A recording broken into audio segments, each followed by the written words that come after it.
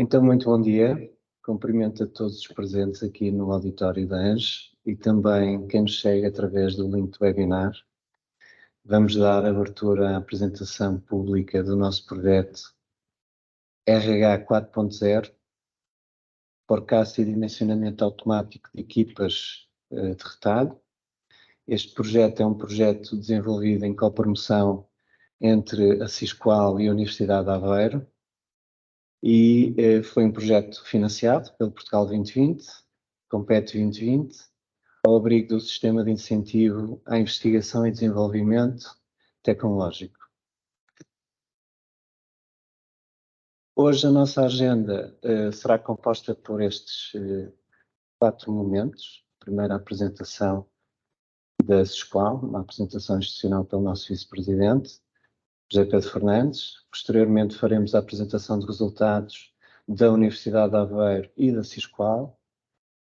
Teremos uma pequena pausa para um coffee break e posteriormente teremos uma apresentação que é uma pequena demonstração da nossa oferta.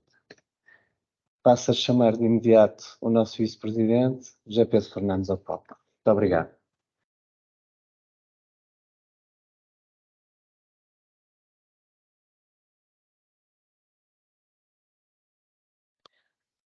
Olá, bom dia. Eu sou José Pedro, como estão? Queria começar por saudar naturalmente aqui os nossos colegas da Universidade de Aveiro, saudar também a nossa equipe de projeto, saudar todos os presentes e saudar todos os que nos estão a ouvir. E cabe-me fazer uma breve apresentação da Sisqual, naturalmente não aqui para os nossos colegas que vivem a Sisqual todos os dias, mas para quem nos conhece um pouco menos. E para vos falar um bocadinho da Sisqual, convém se calhar começar por vos dizer que nós nascemos há 32 anos. Esta empresa foi fundada pelo Dr. Frederico Magalhães, que eu saúdo de forma muito forte, e que nos tem liderado durante estes 32 anos e tem feito com que a Sisqual tivesse começado como uma empresa pequena e que hoje é uma empresa global, é uma empresa que serve clientes em todos os continentes. Foram 32 anos, sobretudo, de muito trabalho, mas também 32 anos de muito orgulho. E queria também partilhar convosco que nós hoje estamos realmente em muitas geografias no mundo, com escritórios próprios, além de Portugal. Estamos em Espanha, estamos no Brasil, estamos no Reino Unido e estamos na Polónia. E depois estamos, pelo menos, em mais 5 geografias através de parcerias.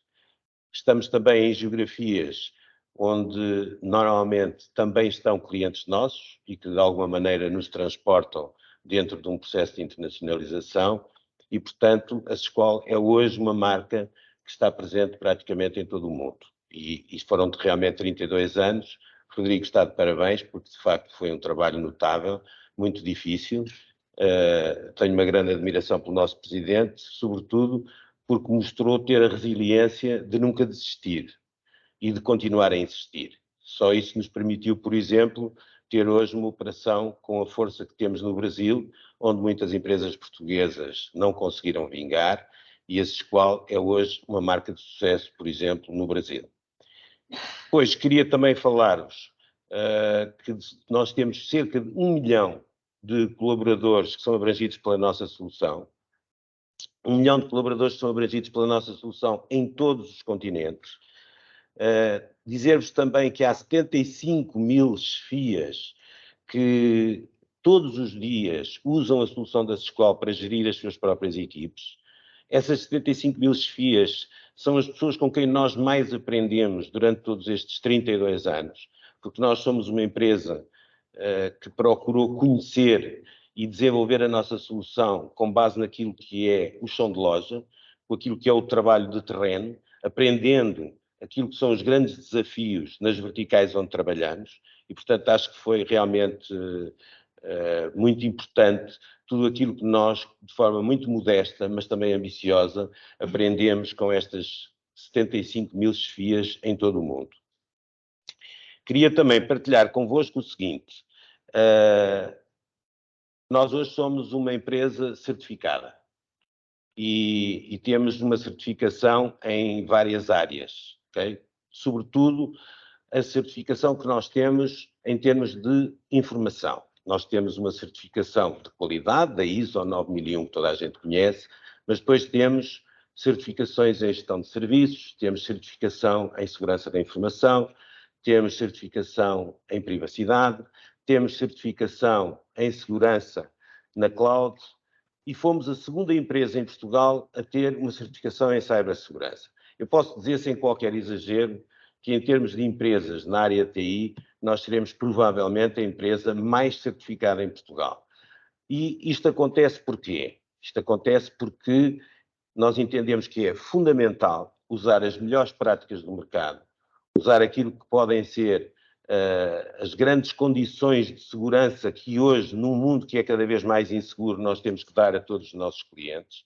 E, portanto, não queria deixar de partilhar convosco que para nós é muito importante nós podermos exibir essas certificações. Falo disso aqui até porque nós vamos, de alguma maneira, abordar um projeto no qual temos muito orgulho e esse projeto também, de alguma maneira, deve estar enquadrado por aquilo que são os grandes aspectos da segurança e das boas práticas da segurança. Finalmente, gostava também de vos poder falar um bocadinho daquilo que para mim é o importante. E aquilo que é de facto importante é nós servimos os nossos clientes. Há 32 anos, quando o Frederico lançou esta empresa, ele tinha uma palavra e um conceito na mente dele.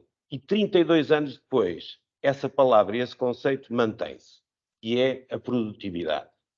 Foi sempre nisso que se pensou, se quando arrancou há 32 anos, media a produtividade a uma máquina, na indústria. E hoje, o seu desígnio continua a ser o aumento da produtividade nas empresas. E quando falo de empresas, falo sobretudo destas, que vocês podem ver aqui.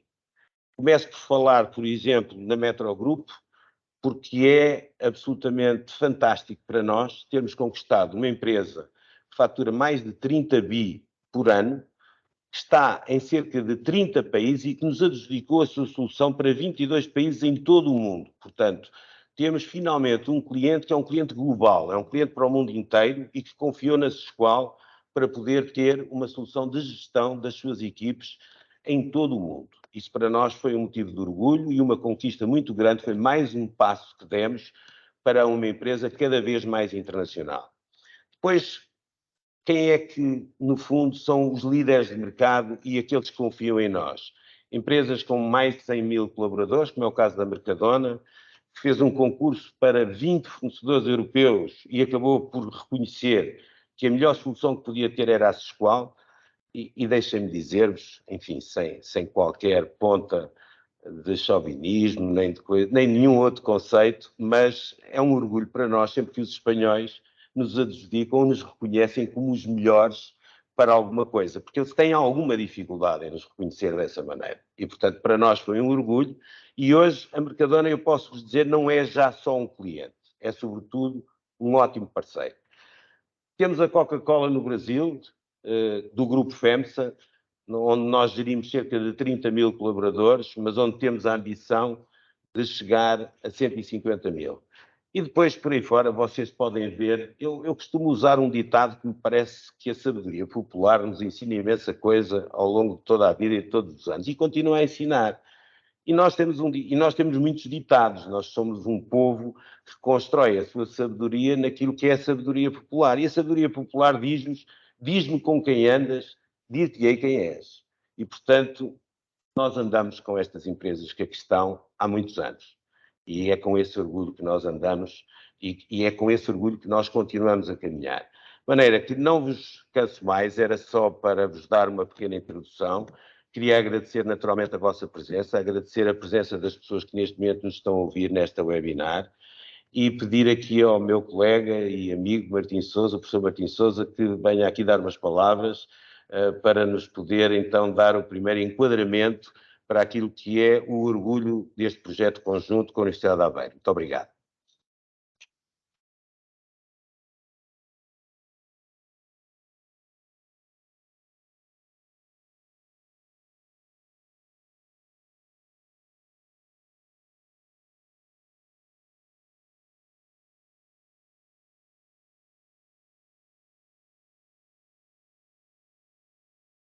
Bom dia a todos, agradeço a vossa presença.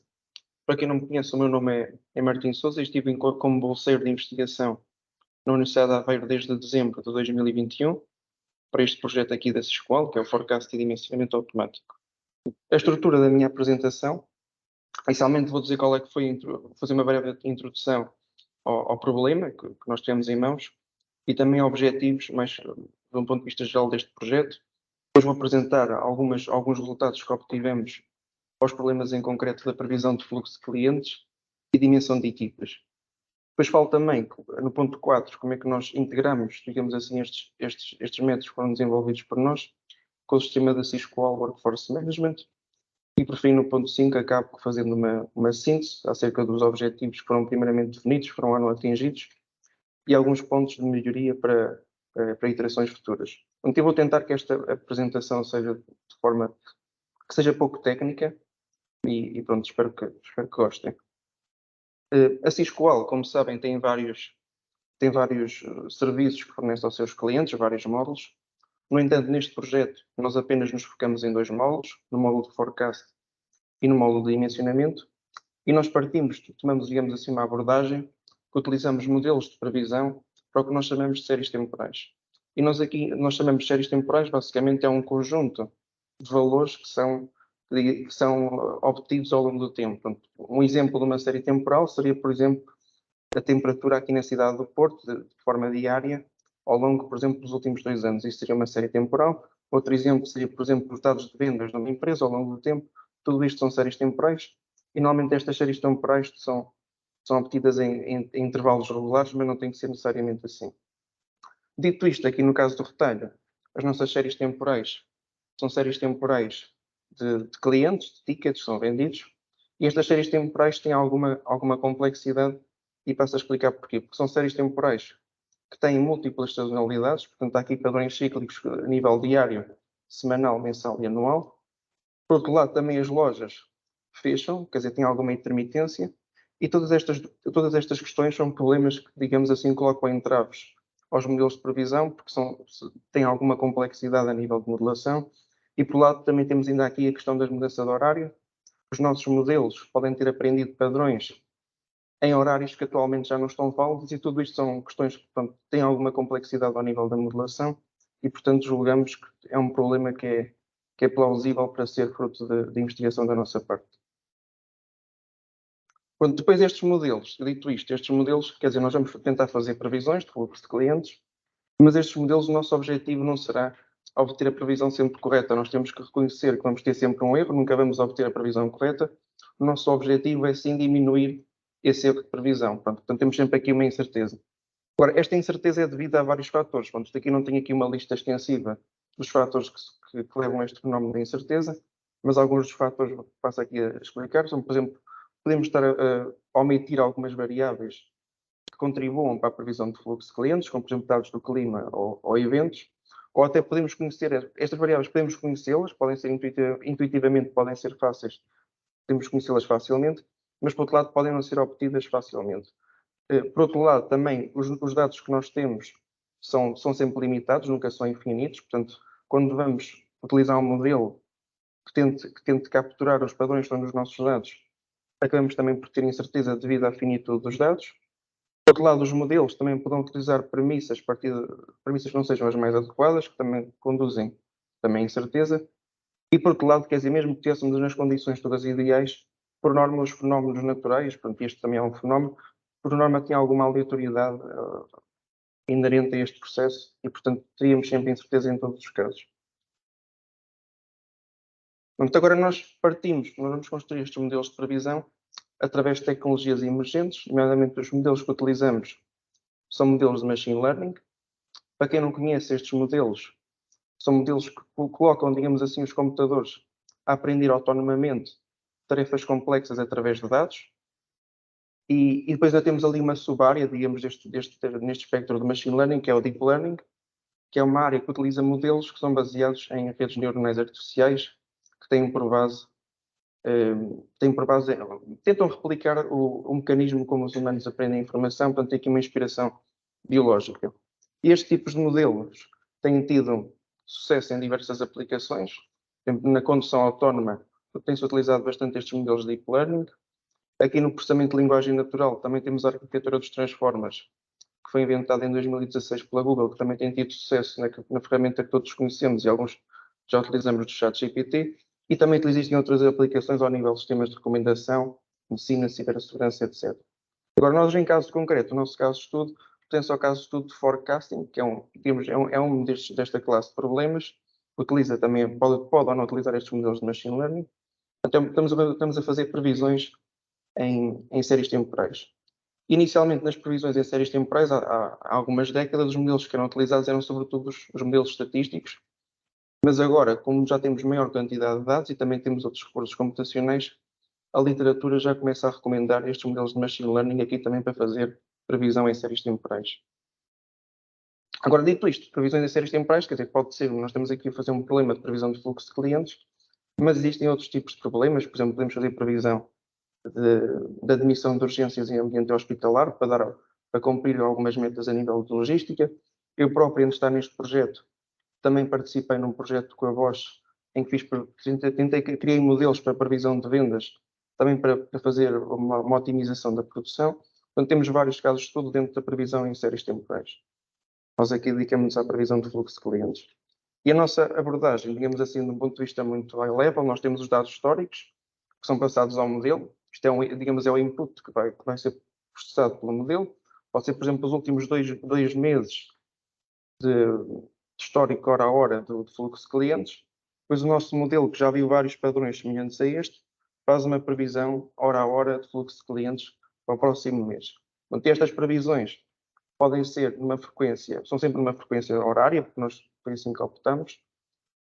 Mas, quer dizer, estas previsões podem ser pontuais, portanto, podem ser um conjunto de valores, ou podem também ser previsões intervalares, portanto, um limite inferior e um limite superior para cada hora, e nesse caso já também obtemos informações acerca da incerteza deste fenómeno. Depois, já no outro módulo do dimensionamento, que nós também trabalhamos, nós temos aqui várias estratégias. Digamos, a estratégia que nós chamamos a standard é nós temos os tickets que são previstos por aquele primeiro modelo, temos também outras informações e com base nesse conjunto de informações temos também um segundo modelo que faz a previsão do número de funcionários para o dimensionamento de equipas. Ou então, o próprio gestor, uma segunda abordagem, é o próprio gestor que pode ter umas fórmulas que já nos digam quantos funcionários é que correspondem a quantos clientes e também podemos assim obter a nossa dimensão de equipas. E temos ainda uma terceira e última abordagem em que se o cliente nos der informação sobre o dimensionamento que fez no passado, nós podemos automatizar esse processo para o futuro. Pronto, é uma forma de automatização. Portanto, aqui já vou passar a apresentar os resultados que obtivemos para o fluxo de clientes. Nós inicialmente começámos por uma fase, não quisemos integrar logo os modelos, porque isso também nem sequer é boa prática. Passámos sempre por uma fase exploratória e nesta fase exploratória trabalhámos com cerca de 100 séries temporais, dados de lojas. E pronto, e nestas 100 séries temporais, pronto, antes de passar os dados aos modelos, nós inicialmente estes dados não sabemos com que frequência é que vêm, portanto, se não vier na frequência horária, que é aquela que nós trabalhamos, temos que fazer essa agregação. Vamos também verificar se nessas séries temporais não existem anomalias ou valores atípicos, e caso hajam, nós vamos detectar esses valores e vamos substituí-los por valores que sejam mais estáveis para a série temporal. Portanto, estes valores podem ser, de facto, valores que de facto aconteceram, mas também podem ser erros da notação. E quer dizer, se esses valores, digamos, anómalos forem passados aos modelos, e nós testamos ali vários modelos que são recomendados pela literatura, o que acontece é que vamos deteriorar depois a performance dos modelos, porque ele vai aprender padrões que podem não ser os que sejam expectáveis no futuro. Depois o que fazemos, ainda aqui neste slide, nós vamos escolher os 5 melhores modelos, com base naquela série de modelos que nós testamos, e estes modelos também são testados também com várias estratégias de previsão. Nós vamos escolher os melhores 5, e nesses 5 melhores nós vamos combinar as previsões desses modelos. E porquê é que fazemos isto? Nós fazemos isto porque a literatura também sugere que, combinando as previsões de vários modelos, conseguimos obter previsões ainda melhores, porque os modelos, quer dizer, eles têm especificidades diferentes e acabam por capturar também padrões diferentes entre si. E depois tenho aqui uma tabela que nós temos os resultados, digamos assim, desta fase exploratória. Isto é, nós quando desenvolvemos um modelo, ainda por cima estes modelos já têm alguma complexidade, é sempre importante termos um modelo base, um modelo naive, que sirva de comparação, porque quer dizer, se o nosso modelo não for superior, não seja superior a um modelo que seja básico, rudimentar, não compensa certamente a sua integração em qualquer sistema. E o modelo base que nós utilizamos foi um modelo que replica a informação simplesmente que aconteceu na semana passada, replica para o futuro. Agora, este é um modelo que, apesar de ser, digamos assim, bastante rudimentar, no retalho já tem uma performance que já é, digamos, é aceitável, mas que nós ainda queremos melhorar, porque as séries do retalho têm uma componente sazonal semanal bastante vincada, e portanto este modelo já tem boa performance, portanto não é assim tão fácil de superar. Agora, ainda assim, nós utilizamos depois uma métrica de erro relativo, que faz o quociente entre o erro absoluto médio do modelo que nós estamos a testar e este modelo de base que nós utilizamos para comparação. E, portanto, além de todos aqueles modelos que ali na coluna do meio têm um erro relativo inferior a 1, são aqueles modelos que no conjunto daquelas 98 séries temporais, quase 100, conseguiram superar este modelo base e ainda foram expoentes. Pronto, isto aqui são erros relativos. Pronto, claro que uma pessoa fica convencida que alguns dos nossos modelos foram superiores ao modelo base, mas depois também queremos ver se estes modelos depois de facto na prática estão próximos ou não do valor real, e nós escolhemos uma loja aleatória, escolhemos aquele modelo que é composto pela combinação de previsão de vários modelos, em que nós atribuímos um peso maior àqueles que também têm maior performance, e vemos de facto que os valores estão muito próximos do valor real. Pronto. Portanto, os objetivos do projeto aqui nesta fase exploratória podemos dizer que foram de certa forma atingidos. Depois fizemos também uma comparação para uma loja com o método da Sysqual, que está atualmente em funcionamento. E quer dizer, e o que nós também constatamos é que, de facto, nós daqui dos nossos modelos, alguns deles, quer dizer, apenas um dos nossos modelos foi superior ao método que está atualmente da Sysqual. Portanto, o método da Sysqual acaba por ser até competitivo, que também não é de todo estranho, porque estas séries do retalho têm uma componente sazonal bastante vincada. E quer dizer, mas nós também não devemos olhar para estes modelos que há quer dizer, eles são competitivos, não é? Eles claramente competentes, e nós podemos ter, se quisermos escolher só um modelo, podemos fazê-lo, mas o que de facto acho que até é aconselhado é ver estes modelos, tentar combinar as previsões deles, que é o que acontece ali na segunda coluna. Combinando estes modelos, acabamos por obter ainda previsões ainda melhores. Isso, quer dizer, isso é explicado pelo facto de eles também capturarem informações diferentes das séries. Pode haver, por exemplo, um modelo que capture melhor, por exemplo, a tendência da série. Pode haver outros modelos que capturem melhor, por exemplo, o fenómeno de mudanças de horários. E, portanto, combinando as previsões, acabamos por obter ainda previsões ainda mais próximas do valor real. Mas também fizemos algumas experiências para o dimensionamento, para aquela fase, não de fazer a previsão de fluxo de clientes, mas a fase depois de fazer a otimização da dimensão de equipas. E também aqui utilizamos duas estratégias. Um modelo, que é aquele ali que está azul, que é o Random Forest Regressors, que é um modelo que faz uma partição do espaço. E este modelo aqui, quer dizer, o que ele utiliza como variáveis, utiliza os tickets que foram previstos pelo primeiro modelo, utiliza também informações da data e pode utilizar também outra informação, se assim for desejado. E o que nós observamos é que, em termos de número de funcionários, pronto, obviamente isto não é um valor inteiro, porque os modelos prevêem um valor real, mas o erro que ele dá a nível de funcionários, este modelo é à volta de 0,43 funcionários. Portanto, nós podemos esperar menos do que um funcionário dele, portanto, meio funcionário, se assim quiser. E depois temos ali um outro modelo que é superior, que, para além de prever esta dimensão de equipas, prevê também o fluxo de clientes, mas é um modelo que já exige informação adicional completamente a outro modelo, porque temos também que passar o histórico que foi feito do dimensionamento passado. Portanto, quer dizer, se nós não tivermos esse histórico, provavelmente utilizaremos o primeiro modelo, que já tem uma performance adequada.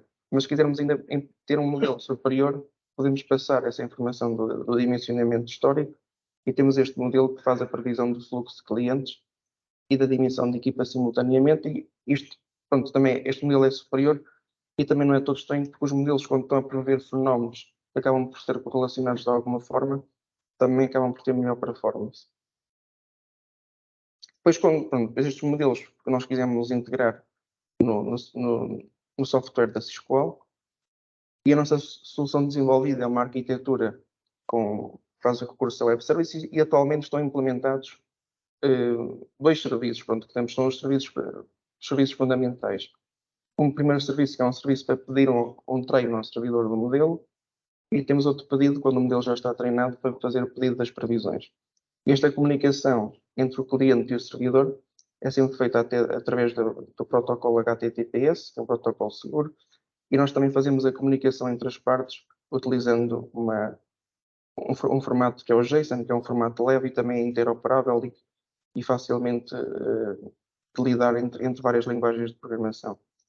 Nós, para o desenvolvimento desta parte, digamos assim, do código, utilizamos a linguagem Python, que é uma linguagem open source, e utilizamos também os seus packages. Quanto ao open source é que é livre. E nós utilizamos estes packages ali do sklearn, que é para a parte dos modelos de machine learning. Ali também utilizamos um modelo que é o Prophet, que é um modelo que foi desenvolvido pela equipa de investigação do Facebook para esta área de Data Science. E também utilizamos ali depois aquele package da Fast API que nos permite depois criar os endpoints para o servidor para depois servir o cliente. A arquitetura, depois aqui podemos ter aqui outra vista da arquitetura mais completa. Nós depois ainda temos ali um reverse proxy, que é uma coisa que fica à frente, quer dizer, o cliente faz um pedido ao servidor, mas nós não queremos, digamos que quer dizer, o reverse proxy tem várias vantagens, oferece várias vantagens. Uma das vantagens é que o cliente, quando faz um pedido, não sabe, por exemplo, o endereço de IP do servidor, portanto dá alguma segurança ao servidor e também para o cliente, porque o servidor não vai ser facilmente atacado. Por outro lado, também podemos ter mecanismos de balanceamento de carga. Isto é importante também para garantir bom funcionamento ao cliente, porque quer dizer, o cliente vai fazer um pedido. Se fizer um pedido a um servidor que esteja sobrecarregado, com estes mecanismos de balanceamento de carga, podemos redirecionar o pedido para um servidor que esteja mais disponível e garantimos assim a escalabilidade da solução. E pronto, temos outras vantagens, por exemplo, também podemos criar certificados SSL, isso é o que nos garante é que nós trabalhemos no protocolo HTTPS e não só no HTTP. Oferece aqui um certo conjunto de vantagens, este reverse proxy, mas estas são as fundamentais. Depois toda esta aplicação, pronto, pode ser alojada ou num servidor físico, também pode ser alojada em máquinas virtuais, ou até agora em tecnologias também começam a ser emergentes, de containers, por exemplo, o Docker é mais conhecido. Pronto, aqui também mostro um bocado umas imagens que foram retiradas, extraídas da nossa aplicação, que nós construímos. Temos aqui a parte, digamos que a parte que o utilizador interage, que nós chamamos de front-end. Aqui nesta aplicação, o cliente pode fazer, por exemplo, um pedido de treino de um modelo, pode selecionar que dados é que quer utilizar para treino desse modelo, pode escolher também um horizonte que quer de previsão, por exemplo, se quer um mês, se quer apenas 2 semanas, se quer 2 meses. Essa responsabilidade é passada para o cliente neste momento, assim também tem maior flexibilidade na sua escolha. Depois, quando o modelo é treinado, pode demorar alguns segundos, minutos ou horas, dependendo do modelo que for e da quantidade de dados que estamos a passar. Quando o modelo é treinado, o cliente recebe um alerta, uma notificação, e aí pode fazer depois, já pode obter as suas previsões. Nós, quando fazemos o treino do modelo, também enviamos alguma informação ao cliente, a dizer quanto tempo é que o modelo demorou a treinar. Isto pode ser importante para depois o próprio cliente fazer a gestão dos vários modelos que tem em mãos. Também lhe damos alguma previsibilidade de qual é que é o erro que deve esperar em previsões futuras. Mas estas são essencialmente as duas. Damos alguma informação assim a nível de relatório. Então, aqui vou também mostrar um vídeo que é curto sobre como é que a nossa aplicação funciona na prática. Ok.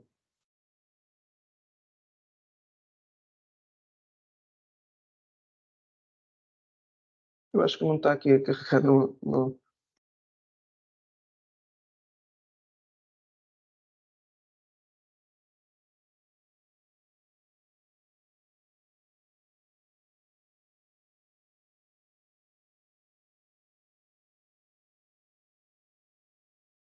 Eu já estou dentro de colocar como aqui colocar o portanto, por acaso não está a deixar. Só também passa à frente, pronto. Por algum motivo.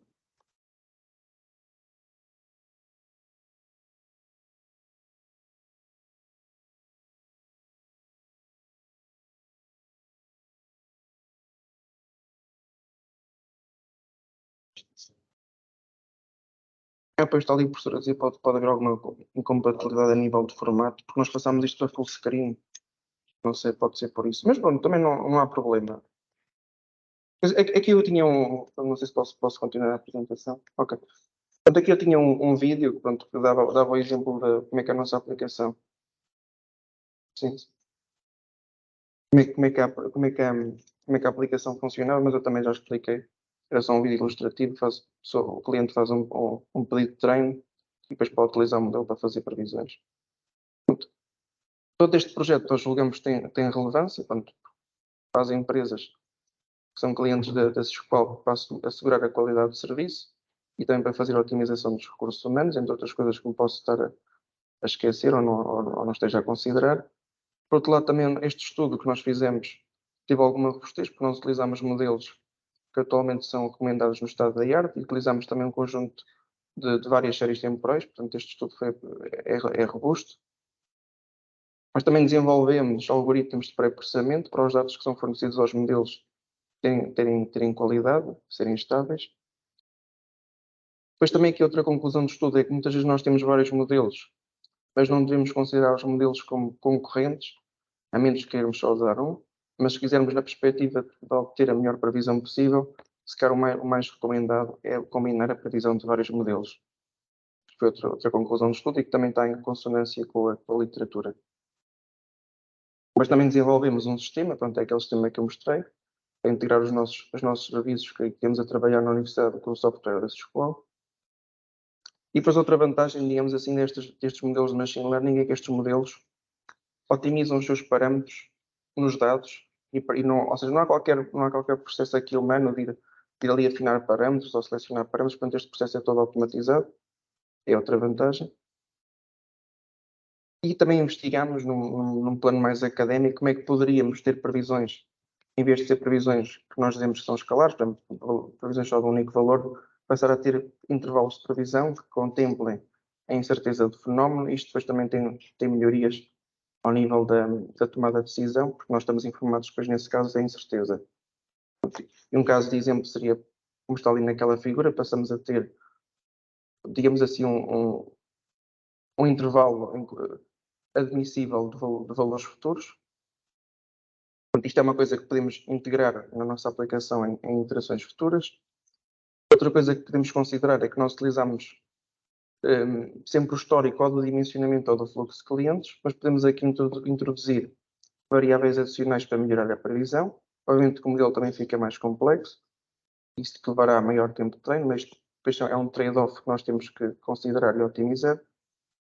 E também podemos trabalhar na escalabilidade da solução, porque se esta solução depois começar a ser utilizada por milhares de clientes, centenas ou milhares de clientes, depois nós temos que garantir que este processo é escalável e que o cliente não fica pendurado num pedido.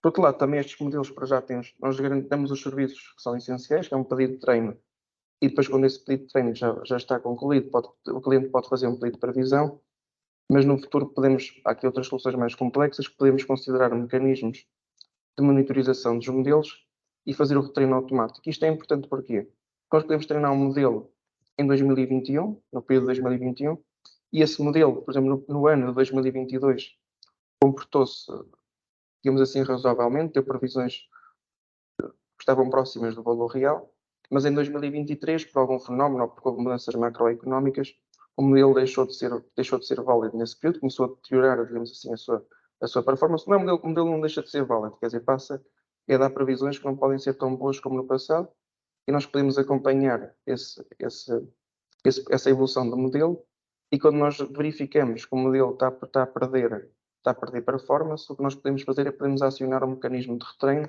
em novos dados, e assim o modelo vai se adaptando às evoluções dos dados. E termino aqui a minha apresentação. Vou só aqui dar uma breve pergunta à equipa que esteve presente neste projeto. Fui eu, também foi o José Duarte. Na equipa de orientação também temos a professora doutora Ana Tomé e o professor doutor José Moreira. E temos também outros bolseiros de investigação neste projeto, que foram o Bruno Mendes, o Pedro Guzmão e o Colónio Júnior, que também permitiram que chegássemos a algumas destas soluções. Da parte da escola também fomos tendo várias reuniões ao longo deste período, e queremos agradecer também ao Dr. Jorge, ao Luís Mendes e a Maria Meireles. E pronto, julgamos que não me tenha esquecido aqui de alguém, quer da parte da Universidade, quer da parte da escola, e termino a minha apresentação. E agora julgo que tenho que passar a palavra ao Dr. Jorge Costa.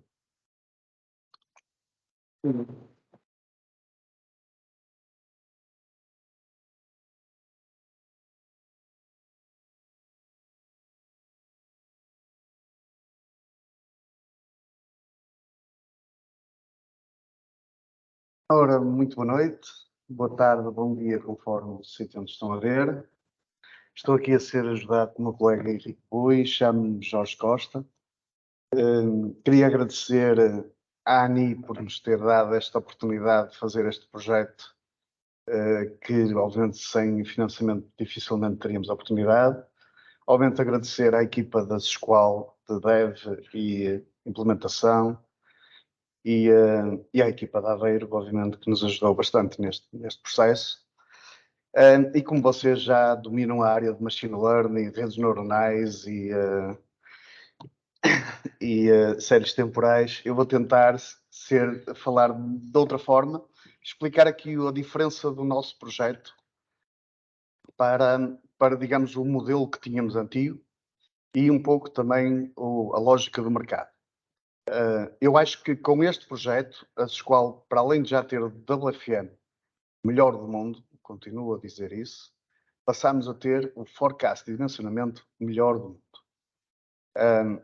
Claramente, nós já tínhamos alguma experiência, mas fizemos aqui algo que calculo que é mesmo 4.0 do RH, completamente diferente daquilo que nós tínhamos, em termos principalmente de automação. E, portanto, o projeto é bastante abrangente e tem uma área de mercado em que podemos vender como serviço, vender como projeto, ou vender como consultadoria. Portanto, temos aqui várias áreas de mercado ligado ao retalho. Tem aqui uma vantagem geral diferente do WFM. O WFM tem sempre que ser adaptado país a país, a nível internacional, o que obviamente obriga a um investimento sempre largo, sempre que se vai para um novo país. No caso do forecast, e o nosso forecast aqui foi ligado ao retalho, é claramente universal e, portanto, mais ou menos a lógica de comportamento das várias áreas de retalho podem-se, digamos, de alguma forma, cobrir por este sistema. Este diagrama que nós estamos a ver aqui é uma lógica de um esquema muito simples do nosso motor que está por trás deste projeto. Ou seja, basicamente o que nós construímos foi um motor que é escalável, ou seja, eu posso adicionar novas APIs, novos algoritmos, novos modelos, tanto nossos como externos, não é? Podemos usar algoritmos de universidades, podemos usar algoritmos de parceiros e podemos fazer quase uma comunidade à volta de APIs de forecasting nesta lógica. O que nós estamos a ver ali é uma base de dados, digamos, do cliente. O sistema pode estar ou não interligado com o WFM, tá? Portanto, funciona de uma forma autónoma, mas, obviamente, se estiver ligado ao WFM, tem menos parametrização, porque muita informação já vai buscar lá. Depois temos um SQL Data Engine, que é uma base de dados. Basicamente temos, ou vai estar a crescer, temos a temperatura que aconteceu em todos os códigos postais ou estações meteorológicas. A ideia é ter dos países todos onde estamos. Tem os feriados municipais de toda a gente. Tem as campanhas de várias áreas de negócio de retalho, dos vários concorrentes em geral. Temos eventos gerais, género de algumas obras, por exemplo, em frente à loja que aconteceram. Então nós sabemos que houve aquele evento e agora aqui a ideia é sempre crescer, etc, etc, etc. Para que é que serve isto? Serve exatamente para aquilo que vos vou depois explicar. Muita informação não interessa-nos estar a replicar entre cada cliente. Ou seja, esta base de dados vai crescendo, crescendo, crescendo e fica com o histórico, não só o histórico, mas também o futuro. Porque, por exemplo, um dos algoritmos que nós temos é a previsão de campanhas de cada cliente. Ou seja, nós damos uma previsão, depois o cliente aceita ou não aceita, dentro do histórico, obviamente, que temos, dentro do histórico da concorrência, e, portanto, fazemos aqui um conjunto de algoritmos que podem ser aproveitados no seu global. esta zona, este quadradinho ali, é um quadrado que nós chamamos aqui o plano de execução. O plano de execução, na prática, é a sequência de algoritmos que, no final, vai dar um determinado resultado. Nós podemos criar milhares de planos de execução. E já vou explicar um pouco aqui a lógica do plano de execução. A vantagem do plano de execução, basicamente, é ser automático. Ou seja, a grande diferença deste projeto é que nós não só podemos, obviamente, oferecer APIs e obrigar uma equipa de engenharia do cliente a trabalhar nele e fazer as suas chamadas, mas podemos apenas entregar este motor de plano de execução. O cliente define qual é os vários algoritmos que vai executar e com que parâmetros, e no final tem o resultado que corre à noite, corre X em X tempo, é parametrizado. Este motor aqui, no final, que retorna é 2 tipos de dados. Tem mais informação, mas assim por alto. Temos dados de forecast e dados de dimensionamento. E, obviamente, temos uma base de dados interna de gravação de informação para ficar com os vários dados dos resultados. De uma forma resumida, aqui o nosso forecast machine learning divide-se em cerca de 11 grupos. Aqui só estamos a representar alguns só para explicar.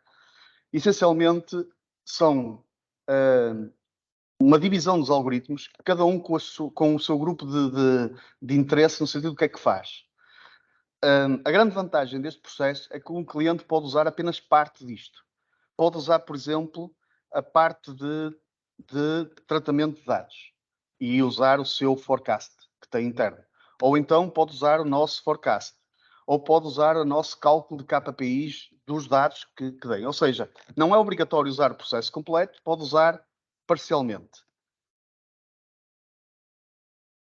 De uma forma resumida, nós temos um grupo de parametrização. Novamente, não quero-vos aqui estar a amassar com todos eles. Depois aqui eu vou passar para a parte do manual, onde temos cerca de quase 200 algoritmos, numa forma geral, que compõem estes grupos, onde nós temos a parametrização. A parametrização basicamente é dizer cliente, as lojas, portanto, alguma informação de campanhas e eventos que o próprio cliente já tem. Portanto, é um conjunto de dados que o cliente, obviamente, tem que nos dar para que o sistema comece sequer a funcionar. Depois, temos uma parte da importação de dados. Aqui os dados é qualquer coisa que tenha um determinado formato. Pronto, só para mostrar aqui, só para ser um page down rápido, estes grupos estão aqui basicamente com os vários algoritmos que nós já criámos de cada grupo e são bastantes. A ideia é sempre crescer e poder ser alimentada com novos algoritmos. Ou seja, eu posso ter um algoritmo de treino.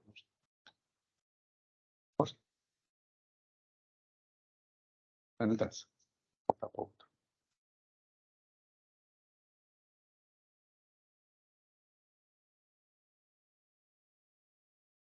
Para trás.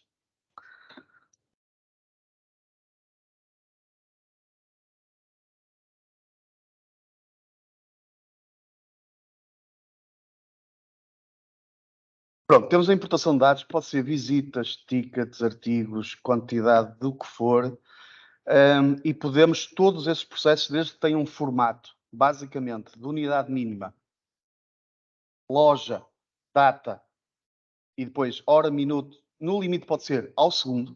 Portanto, podemos ter ao segundo, podemos ter valor acumulados aos 15 minutos, à hora, à meia hora, ao dia. Não interessa, o sistema funciona por todos esses modelos. A importação de dados, muitos dados vão só servir para fazer alguns dados de indicadores de KPIs. Podem não servir para depois o efeito final, que será o dimensionamento.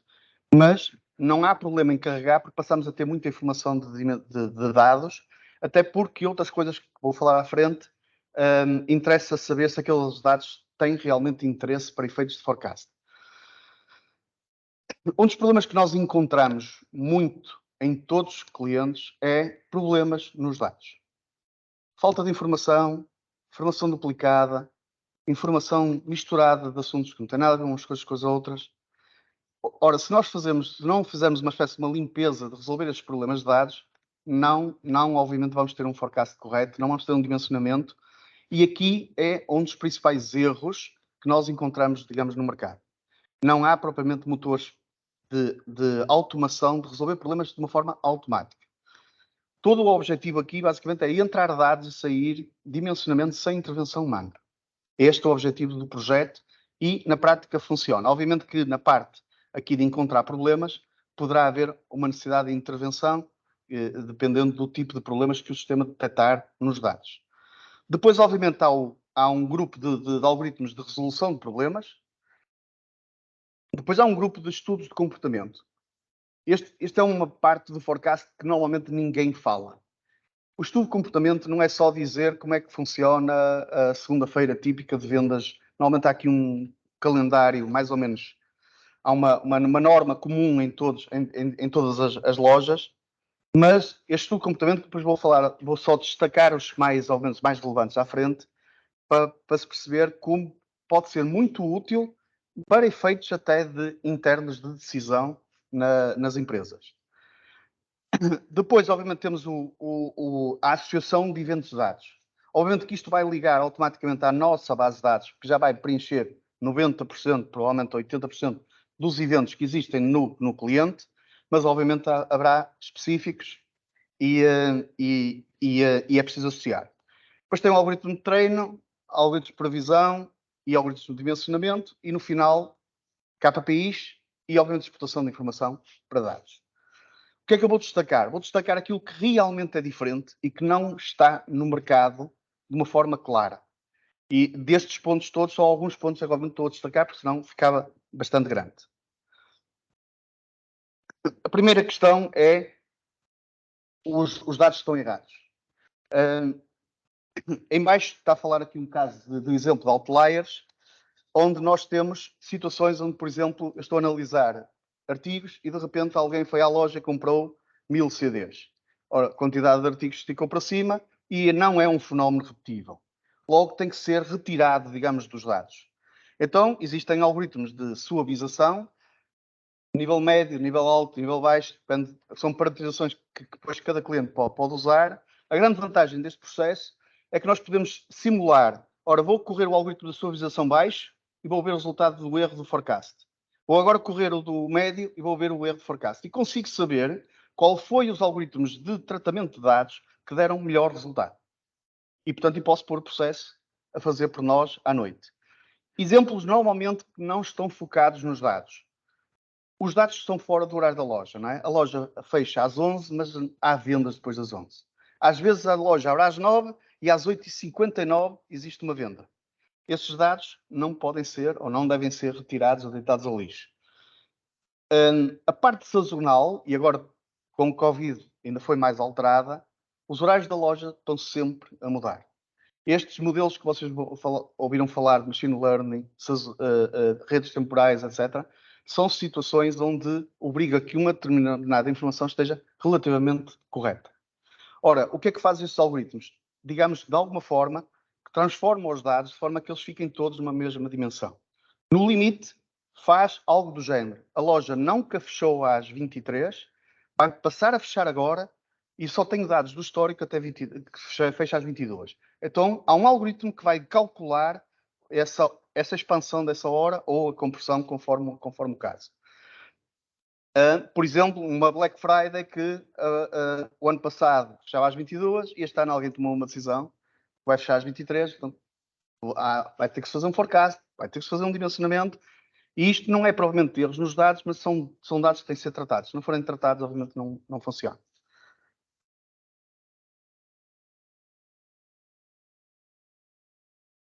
Aqui temos um dashboard para poder mostrar, enquanto o meu colega vai saltar, vou só vos mostrar alguns exemplos. Quando falamos daquele grupo de comportamentos, no grupo de comportamentos, nós temos uma lógica de, por exemplo, analisar como foi o comportamento de vendas perante uma vaga de calor.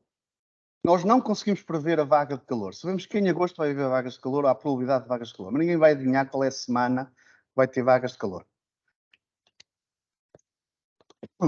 O que é que nós podemos saber? Dar um relatório que depois pode ser analisado pelo cliente, a dizer assim, olha, quando há uma vaga de calor, tu tens 20% de baixa das vendas. Ou outra razão qualquer, certo? Quando nós temos, por exemplo, uma feira municipal, a feira municipal, se é todas as semanas, na mesma data, obviamente o comportamento já fica dentro dos algoritmos standard. Mas se a feira, porque é feriado na quarta-feira e passou para a terça, qual é o comportamento das vendas da loja quando a feira mudou de quarta para a terça? Que só acontece algumas vezes em alguns anos. Por exemplo, a sua relação com campanhas da concorrência. Uma nossa base de dados tem as campanhas da concorrência.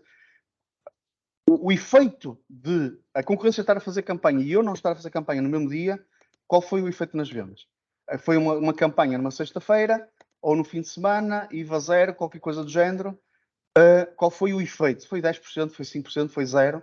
E atenção, loja a loja. Cada loja tem, obviamente, uma situação diferente. Pronto, este dashboard aqui, basicamente, o que mostra, estamos a falar do comportamento, que é, são tantos, é esse. Pronto, quando estou a falar de comportamento, por exemplo, é o comportamento perante, por exemplo, digamos, das vendas, relativamente, por exemplo, a um Black Friday. Não é? Qual é o efeito do Black Friday? Eu, por exemplo, nós assistimos ao longo dos anos, a Black Friday era à sexta-feira, depois passou a ser sexta e sábado, depois passou a ser sexta, sábado, domingo, depois passou a ser quarta, quinta e sexta, não é? Qualquer dia é para 3 semanas a Black Friday. Ora, o que é que nós temos? Nós temos, ok, se eu tenho uma situação de comportamento perante o evento, eu posso pelo menos ter uma análise do que é que vai acontecer. Portanto, nós estamos a falar de um motor de forecast que vai muito além de apenas calcular os dados de forecast e dimensionamento. E esta informação normalmente não é fornecida porque isto dá trabalho, obviamente, a funcionar. O segredo do nosso processo é que a partir do momento que os algoritmos estão prontos, podem ser corridos com qualquer dado, portanto não é relevância. O que pode haver, depois vamos ver mais à frente, é a qualidade dos dados, se tem algum interesse ou não.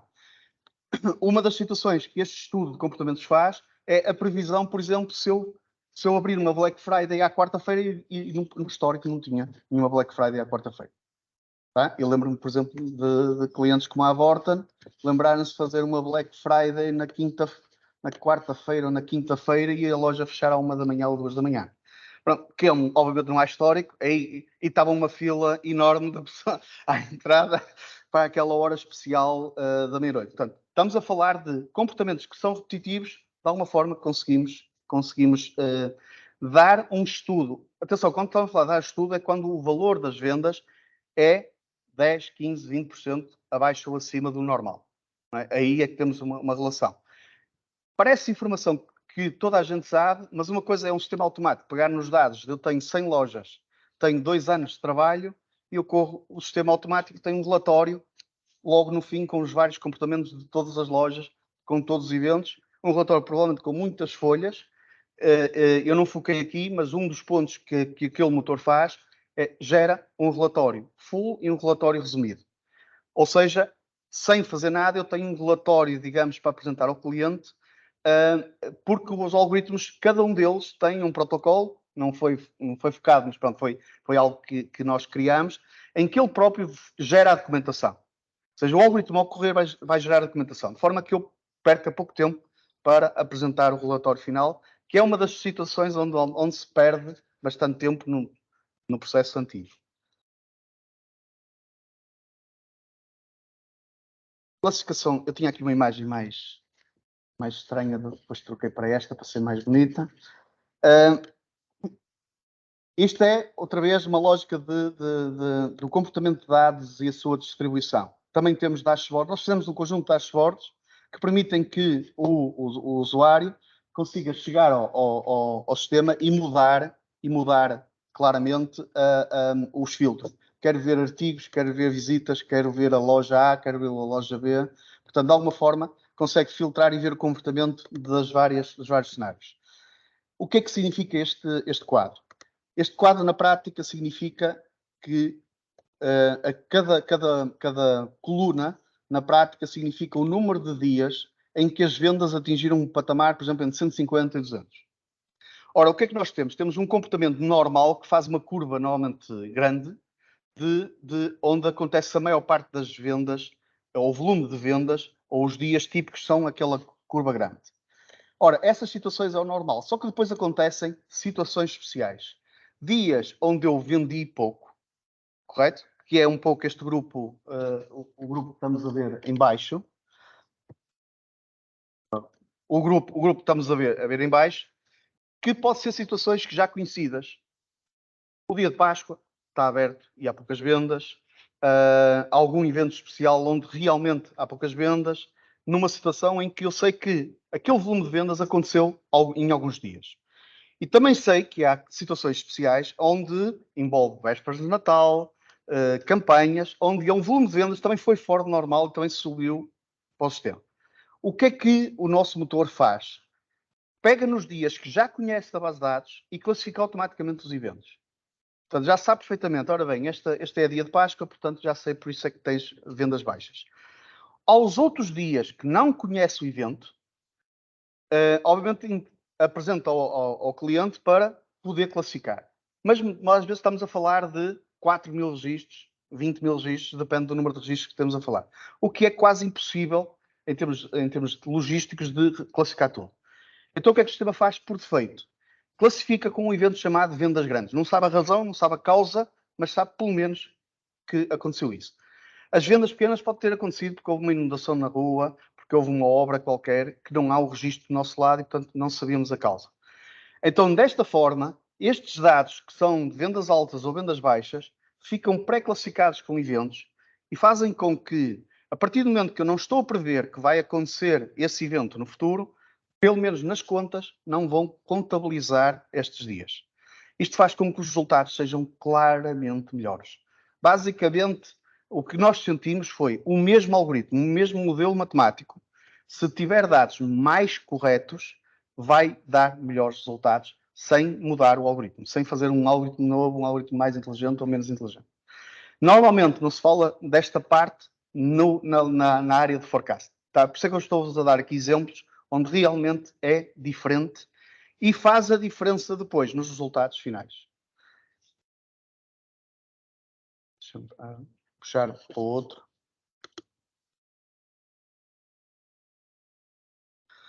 Pronto, este também temos uns dados de forecast no nosso software.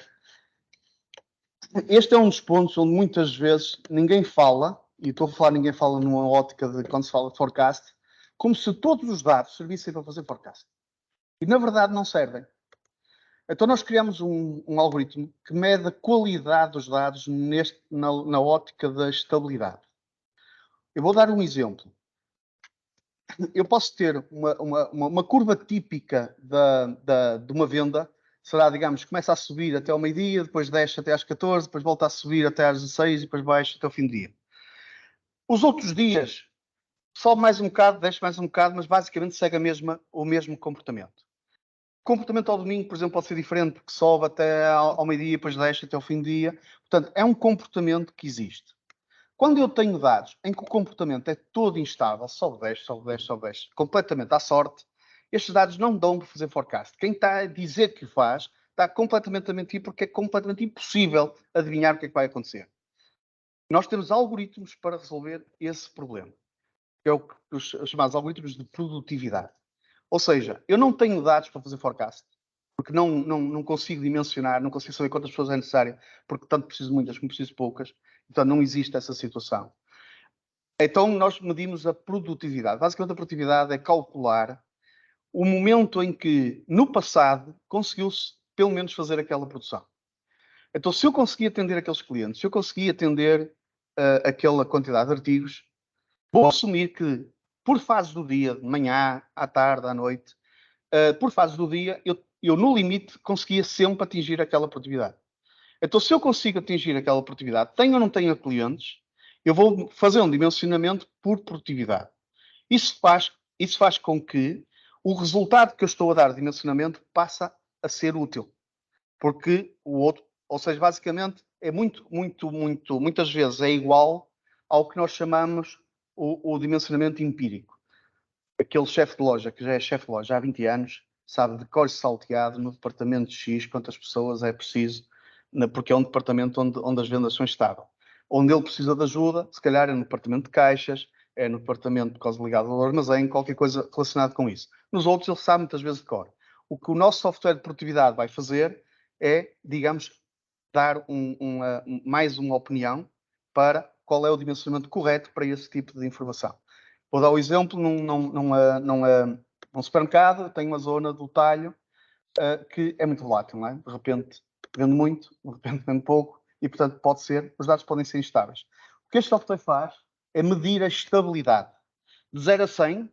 Portanto, quando nós temos uma linha ali mais ou menos sempre constante, abaixo de 10, 15, consideramos que os dados são estáveis. E portanto, dá perfeitamente fazer forecast. Quando os valores são na ordem dos 40%, 50%, não vale a pena, são dados que não dão forecast. Não serve, estamos a perder tempo ao apresentar os resultados. Porque vamos ter taxas de erro exageradamente elevadas, cuja utilidade é zero. Tá? Claramente zero. E para além do fator, está-se a perder tempo. Portanto, a vantagem do algoritmo é que ele analisa os dados, dá-nos o indicador e nós retiramos automaticamente do processo de dados.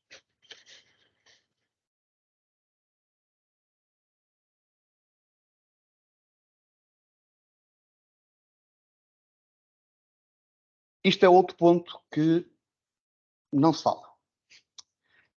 Não se fala porque todos os forecasts no mercado dizem que vem a temperatura, analisam a descarga dos caminhões, conseguem-se prever as encomendas que vão acontecer no futuro. Bem, eu não sei em que país, porque eu saiba, meteorologia, 10 dias mais ou menos, para a frente é quase impossível. Ora, quando nós temos o forecast tem que ser útil, serve para alguma coisa.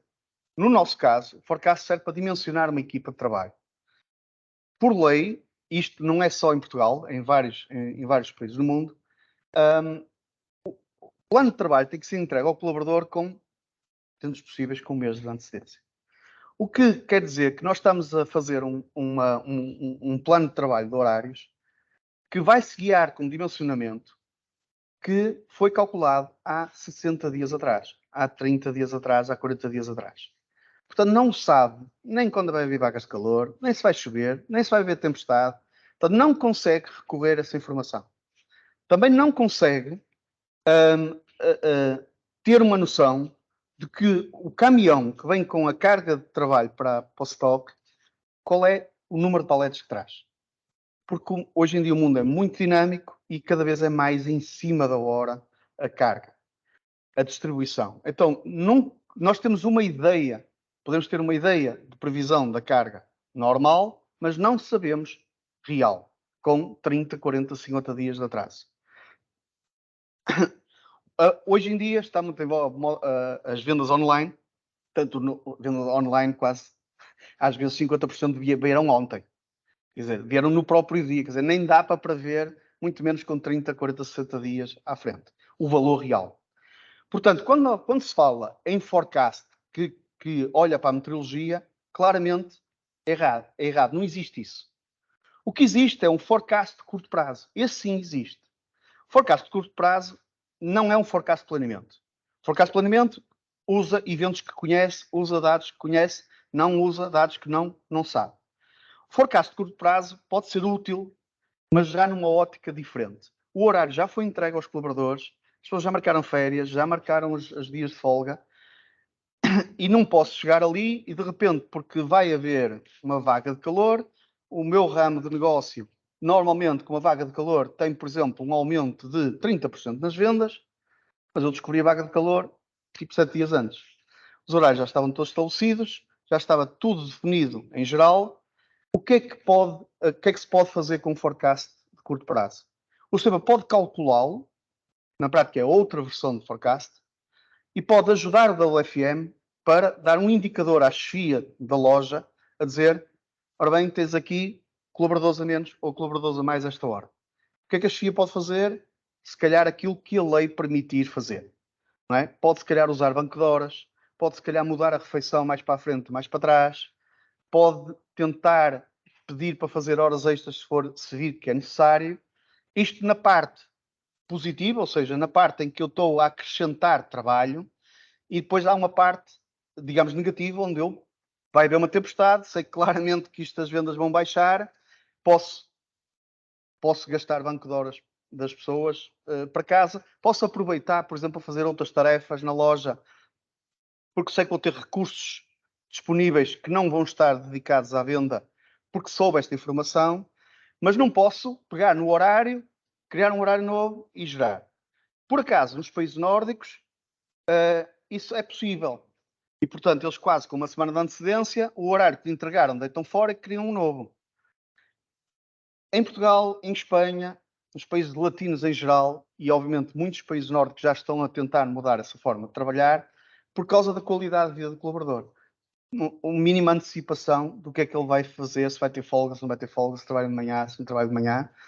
E muitas vezes, vocês sabem que isto é muito importante depois no mercado, por causa de os colaboradores muitas vezes das lojas trocam a loja A pela loja B, não é? Do cliente do ramo A para o ramo B, por simplesmente não por causa do custo, porque ali se calhar até vai ganhar menos 5 euros ou vai ganhar mais 5 euros por mês, não é por isso, mas é porque aqui dão melhor qualidade de vida do que na outra loja. E a qualidade de vida é feita pela pressão que é feita sobre os colaboradores, pela constante mudança do horário. Uma coisa é uma emergência, outra coisa é a emergência ser todas as semanas. E o forecast a curto prazo dá pelo menos um indicador e uma ajuda. Obviamente aqui tem fórmulas, não é? No caso da meteorologia é automáticas do nosso lado, porque lá está, porque teve os pré-estudo de comportamento, portanto já sabe que é o efeito que vai dar. Calcula automaticamente, porque aí essa parte é automática no sentido que a nossa base de dados que está a recolher os dados do passado e os do futuro à medida que os vai ter. A lógica para vocês perceberem como é que este processo funciona. E vou dar aqui um motor, uma ideia de plano de execução. O cliente, por exemplo, tem 1000 lojas. Eu tenho que carregar 1000 lojas de dados. Ora, nós fizemos um algoritmo que vai à página da internet e descobre onde é que estão as lojas e vai buscá-las e carrega-as na base de dados automaticamente. Vai buscar o código postal e guarda o código postal de cada loja. Depois temos outro algoritmo que pega no código postal e vai descobrir qual é a estação meteorológica associada àquele código postal. Depois, outro algoritmo pega no código postal, na estação meteorológica e vai buscar a meteorologia se não tiver ainda na base de dados. Portanto, só para perceberem, isto é um plano de execução que executa automático, onde ter 10 lojas ou ter 100 lojas, na prática dá o mesmo trabalho, porque é uma parte automatizada. E nestas situações, o tempo para fazer uma prova de conceito é muito importante.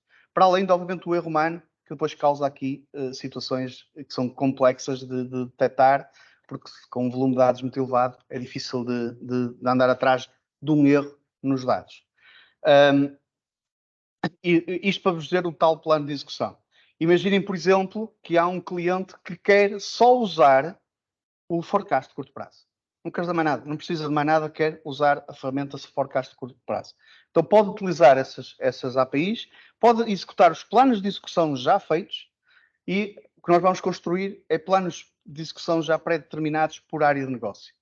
De forma que quando se entrar no sistema, eu escolho, eu sou o retalho de eletrodomésticos, a minha loja tem 2 pisos, a área é esta, o número de FTEs que eu costumo trabalhar é este, portanto há um conjunto de dados que é fornecido associado à loja, isso obviamente tem que ser o cliente a nos dar.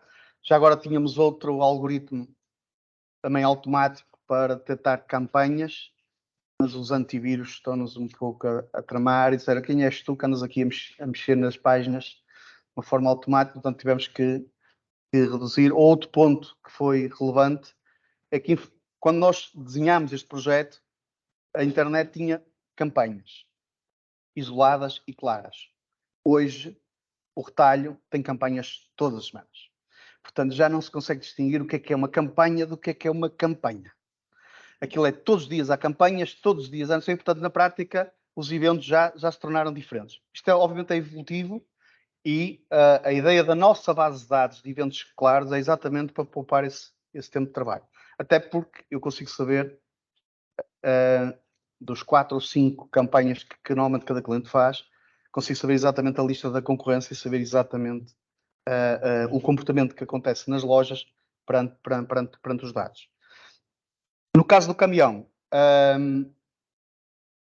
vai normalmente, não vai alterar, não vai a tempo de alterar o horário, não vai a tempo de usar muitas vezes banco de horas, mas vai a tempo, por exemplo, de redistribuir trabalho.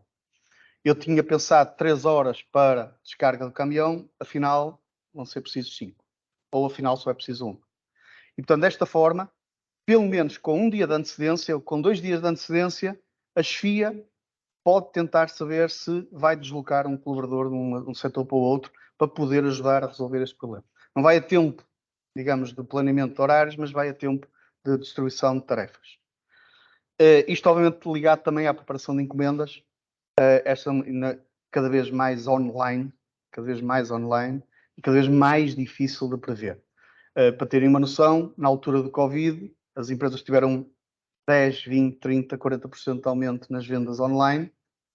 Não havia histórico, era mais ou menos difícil de prever e na prática depois havia obviamente aqueles períodos de confinamento que aumentava de repente tudo e os confinamentos muitas vezes eram decididos de um dia para o outro. Portanto, tudo isto não é fácil de gerir, mas vai ao encontro do que eu chamo aqui claramente, e estou a separar, forecast de curto prazo. Vocês vão notar muito, mesmo nos clientes a falar, que conheceram um sistema fantástico, que consegue ver a meteorologia, tem muita inteligência artificial, alguma marciana, inclusive. Mas isto é claro, isto é ponto, toda a gente consegue entender isto, e é mais fácil sermos claros para o cliente do que apresentarmos algo que claramente é desmistificável, consegue-se ver que não é real. Estou a tentar gerir aqui no tempo. Eu, antes de passar para este ponto, queria se calhar mudar para o outro.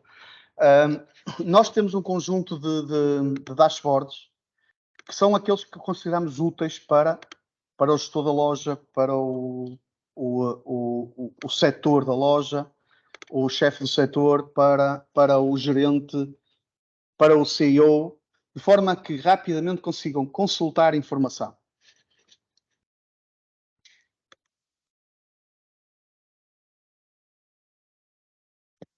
Ok. Nós temos vários KPIs, aqui só vamos escolher alguns para mostrar. Temos o KPI, por exemplo, de forecast. O forecast aqui é muito relevante. Porquê que é relevante o resultado de forecast? Os KPIs de forecast. Quando se diz o meu forecast dá um erro de 5%, 7% ou 10%, é claramente errado, no sentido de, na verdade, isso não diz nada. Eu não sei quem li na internet uma frase que claramente adotei. Quando se quer medir forecast, e que se vocês querem medir 2 sistemas e distingui-los claramente quem é o melhor, só há uma forma clara e inequívoca de medir. Medir os mesmos dados, as mesmas datas, da mesma loja e medir ou adivinhar o futuro. Isso é que é verdadeiramente um teste de forecast. E depois, uma das coisas que nós reparamos é aquela taxa de erros de WAP, MAP, WMAP, SMAP, e nós só calculamos alguns porque tínhamos aí mais uns 20 para calcular. São fórmulas matemáticas de calcular a taxa de erro do mesmo erro. Então, para calcular, tem que se medir a mesma taxa de erro, ou a mesma fórmula. Exatamente a mesma fórmula. Porquê é que existem várias fórmulas? As fórmulas existem apenas porque, conforme o negócio e conforme a situação, dá mais jeito uma do que outra. Vou dar 2 exemplos. Eu tenho o MAI, que é basicamente a média absoluta do erro, tá? Direto. E, obviamente, normalmente é elevado. Depois existe, por exemplo, o MAP. O MAP é uma fórmula em que o erro é considerado proporcional ao à venda. Eu vendi 10, tenho uma taxa de erro de 20%, isto vai-me dar uma margem para o cálculo da taxa de erro final. Eu vendi 400, a taxa de erro é 15, este 15% vai ter aumento muito mais peso que o outro de trás. E isto é uma fórmula diferente, neste caso, do MAP.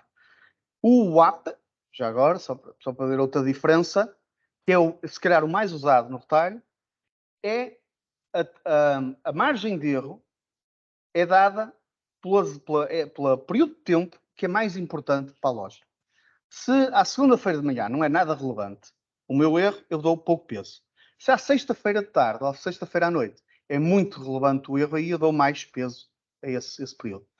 Ora, na prática, desde que eu meça com a mesma medida, e nós apresentamos várias, exatamente para desmistificar esta conversa que este algoritmo deu 3%. Deu 3%, que medida?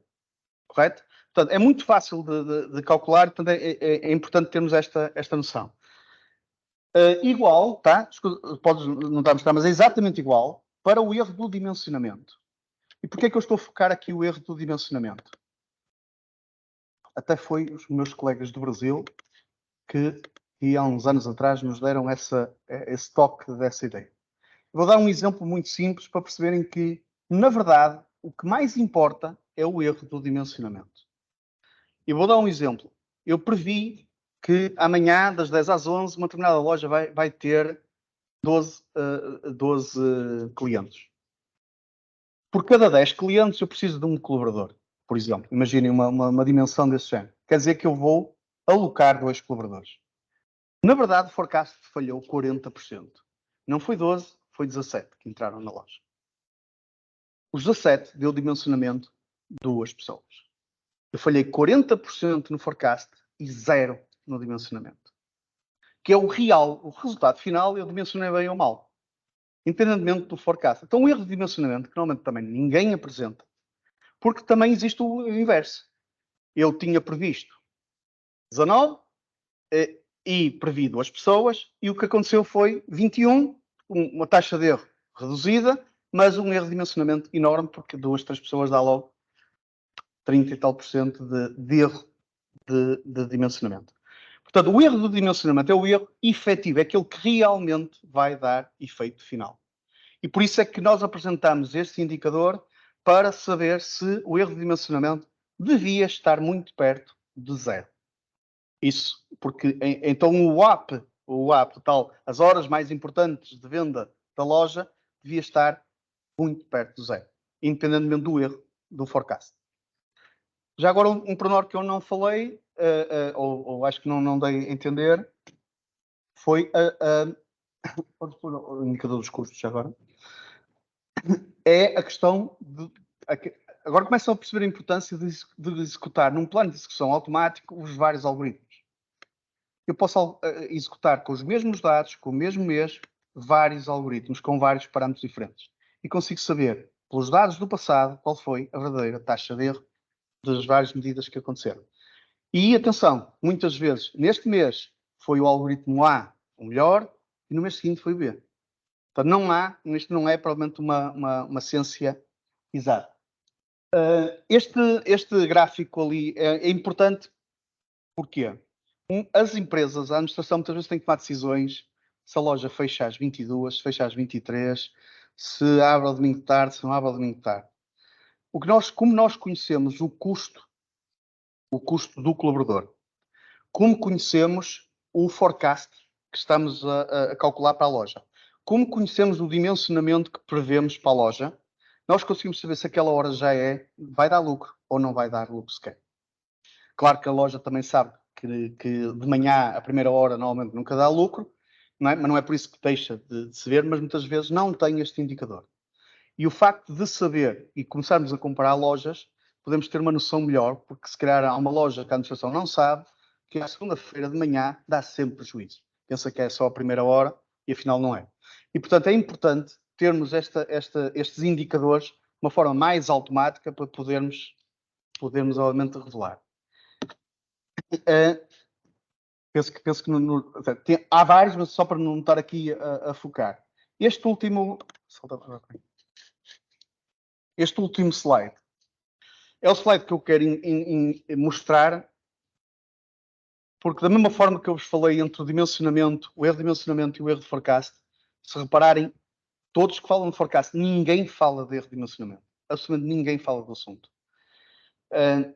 Eu pus aqui 2 gráficos. Qual é a verdadeira importância para o negócio do grau de relevância entre estas 4 dimensões? Forecast, dimensionamento, planeamento e execução. Vou dar um exemplo. Há um bocado estava a dar um exemplo de tive 40% de erro de forecast e tive 0 de dimensionamento. Mas eu posso planear nada igual ao dimensionamento. Eu posso ter um erro de planeamento de 20%. Então, se eu tenho um erro de planeamento de 20%, para que é que adiantou o trabalho forecast? Para que é que adiantou o trabalho de dimensionamento? Se eu não medir.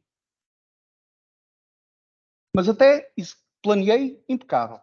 Tenho ali um surplus, um desperdício quase nulo. Planeei, fiz algo fantástico. Mas depois, na prática, a hora da refeição, a Maria foi com a Joana almoçar juntas e não estava previsto no horário. E a execução, afinal, foi 20% abaixo do planeamento. Então, na verdade, eu concordo mais com o segundo gráfico. É muito importante o forecast, é muito importante o dimensionamento, mas normalmente não se dá destaque ao planeamento, nem se dá destaque à execução.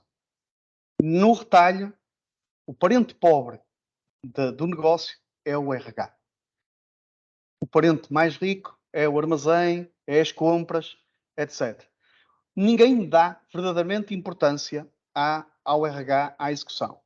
E este quadro é para desmistificar um bocadinho a diferença clara entre um bom forecast, se tem sentido, é útil, se todo o processo para a frente for assegurado. Se não for assegurado, há aqui um desperdício de tempo e dinheiro da utilização do forecast. Isto também é importante de desmistificar, embora dependa, obviamente, agora para os lados vendedores e para o lado do cliente, para que parte do negócio é que dão mais importância.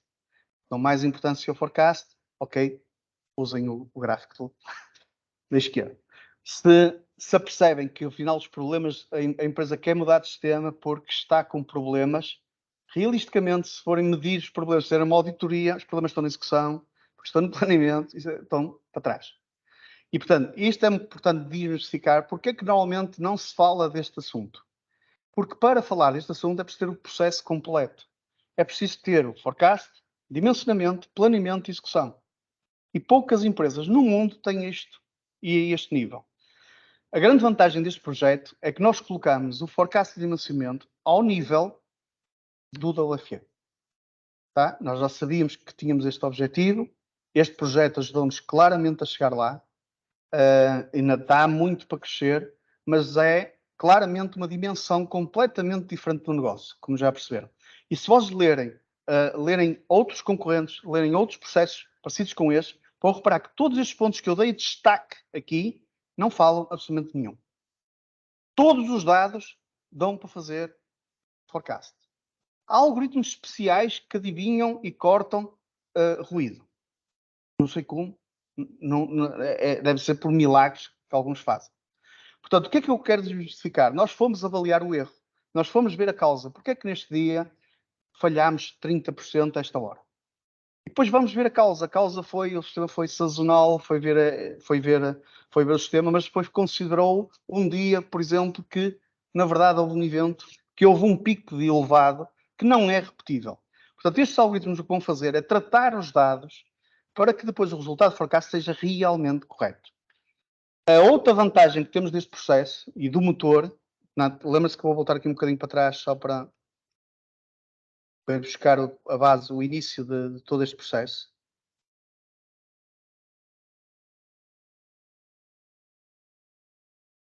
A grande vantagem é que este processo é automático. Isto é que é novidade. Junta todos estes processos. Reparem que, para fazermos o dimensionamento, apenas alguns planos de execução são necessários. A maior parte dos planos de execução são para termos informação extra que de uma forma manual íamos perder muitas horas.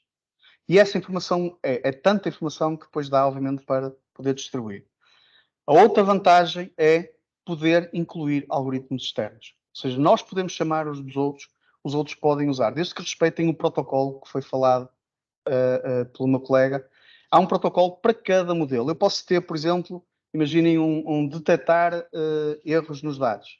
Posso ter 5 algoritmos diferentes, todos com o mesmo objetivo e todos a fazer de forma diferente. E eu posso executar os 5 num plano de execução e ver quem foi que detectou melhor. Estão a perceber? Portanto, há muita informação, há muita informação. Já agora há um outro pormenor, que se calhar agora escapou-me e não falei. O horário da loja afeta claramente o resultado do forecast. Portanto, ter a informação do horário da loja do passado e do futuro é muito relevante. Outro conceito, a época. Fala-se muito de eventos e muitas vezes não se fala da época. Época é, obviamente, aquela mais óbvia, é obviamente a Páscoa. Não é? Toda a gente percebe a Páscoa. É preciso, obviamente, é possível calcular a Páscoa, portanto, saber as épocas da Páscoa e o comportamento das vendas na Páscoa, mas pode haver outras épocas. Não é? Eu posso ter outras épocas no sistema. Épocas, basicamente, são períodos de tempo que não são sempre iguais, onde há um comportamento diferente. Algo do género, por exemplo, a semana de abertura de escolar. Não é? Nessa semana, há uma correria maior, alguns ramos de retalho e, portanto, há uma venda maior. É importante detectar ou registar essa informação. A base de dados que nós temos da School Data Engine, basicamente, é uma base de dados que nós até agora estávamos a replicar em cada cliente e agora temos a vantagem de usar sempre a mesma. E desta forma vai sempre crescendo. Sempre crescendo. Como está o tempo? Estamos mais ou menos perto. O que é que eu quis dar destaque? Eu, destes pontos todos que falámos, só dei destaque, obviamente, a alguns, porque acho que são aqueles que diferenciam claramente o processo. Este facto de ser processo automático é radicalmente diferente. Não é? Basicamente, lembro-nos o pessoal da implementação a pedir quando é que isto está pronto, porque estamos a perder muito tempo a fazer este processo. Portanto, este projeto, graças obviamente a este investimento e graças a um trabalho grande que também fizemos com a Universidade de Aveiro, na prática conseguimos fazer, claramente, para mim, é o top 1 mundial na área de forecast e dimensionamento. Não conheço nenhum que chegue aos calcanhares. Tá?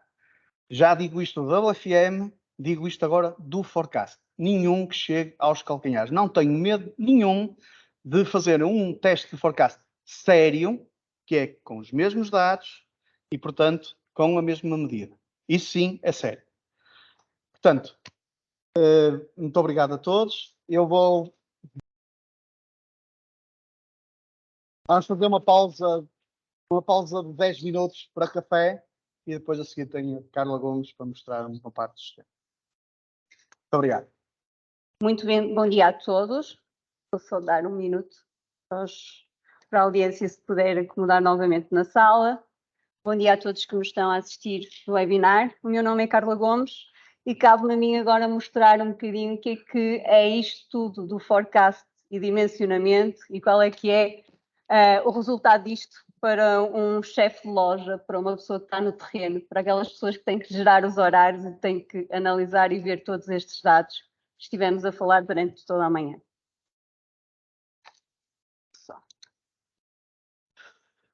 Então, como é compreensível, não será um gestor de loja que vai analisar se os algoritmos deram os melhores resultados ou não. Ele só vai ter esta visão quando terminarmos todo o processo. Quando eu chegar ao final da semana, chegar ao final do mês e perceber se a minha equipa realmente esteve dimensionada aos meus clientes. Tenho alguma visão, tenho noção do que é que se passa, tenho noção do que é que foi calculado e o sistema consegue mostrar e analisar os dados.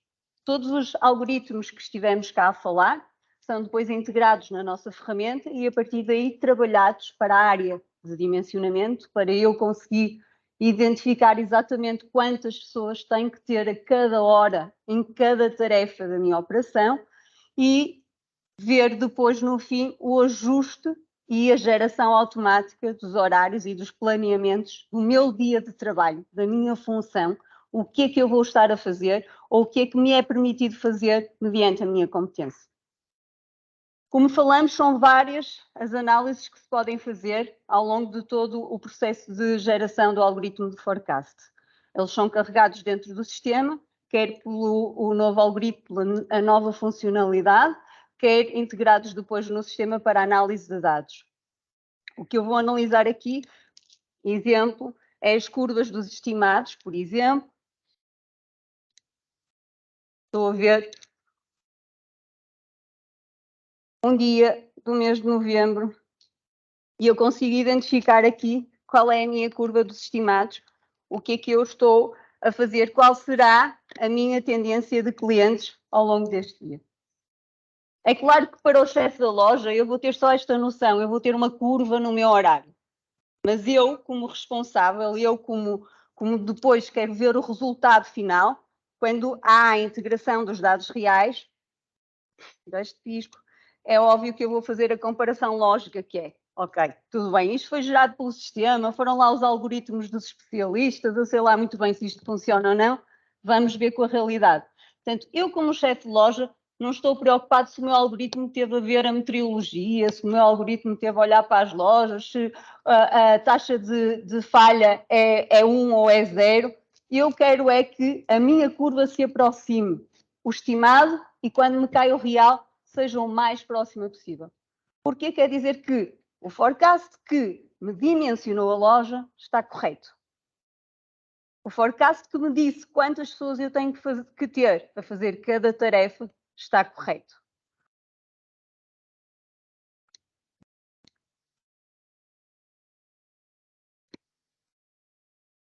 Este é um exemplo do forecast de um cliente real.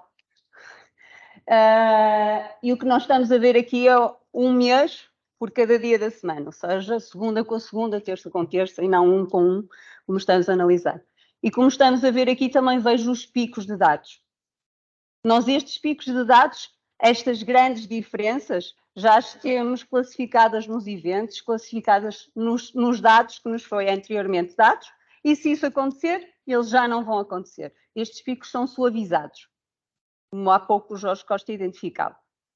No entanto, nós aqui ainda notamos aqui algumas diferenças. Ou seja, há eventos, isto foi uma campanha surpresa, por exemplo, que aconteceu, que fazem com que os dados não estejam equivalentes. E aqui já estamos a falar de uma diferença grande que me pode, então, influenciar no dimensionamento. E a análise da diferença do dimensionamento correto é que é importante para o chefe de loja. Porque aqui há uma variação do número de clientes. Mas se esta variação do número de clientes não me dá diferença de nenhum FTE em loja, então eu estou bem. É dizer que mesmo com os que tenho na loja vou conseguir atingir a minha produtividade máxima, provavelmente realocando os recursos. Todos os eventos têm que estar classificados, sejam eles épocas, sejam eles momentos, sejam eles eventos que aconteceram naquele momento para aquela loja. Tive uma ruptura da conduta da água na rua onde entra a minha loja. Tive que estar fechado durante 2 horas. Isto tem que estar classificado, tem que ser introduzido no calendário de eventos, porque na próxima segunda-feira, primeira segunda-feira do mês de novembro, eu já não vou ter a ruptura de água. Então não posso ter essa classificação aqui a influenciar os meus dados, a influenciar as pessoas que eu tenho que ter na loja. Então, chefe de loja, quero saber se isto está bem dimensionado ou não. Quero perceber se o meu forecast está bem ou se não está. Se eu tenho as vendas mais ou menos ajustadas e com a mesma linha de tendência. Se isso acontecer, estou num bom caminho. Se não acontecer, tenho que ir falar lá com os senhores do algoritmo porque alguma coisa não está a correr bem. Depois, o que é que eu a seguir tenho que garantir que existe no nosso sistema? São os meus eventos de loja. Não é central que vai saber, não é o motor de dados do nosso algoritmo que vai ter identificado, somos nós que os temos que classificar no nosso calendário de eventos. Ou seja, é eu conseguir, vou pôr aqui uma vista anual.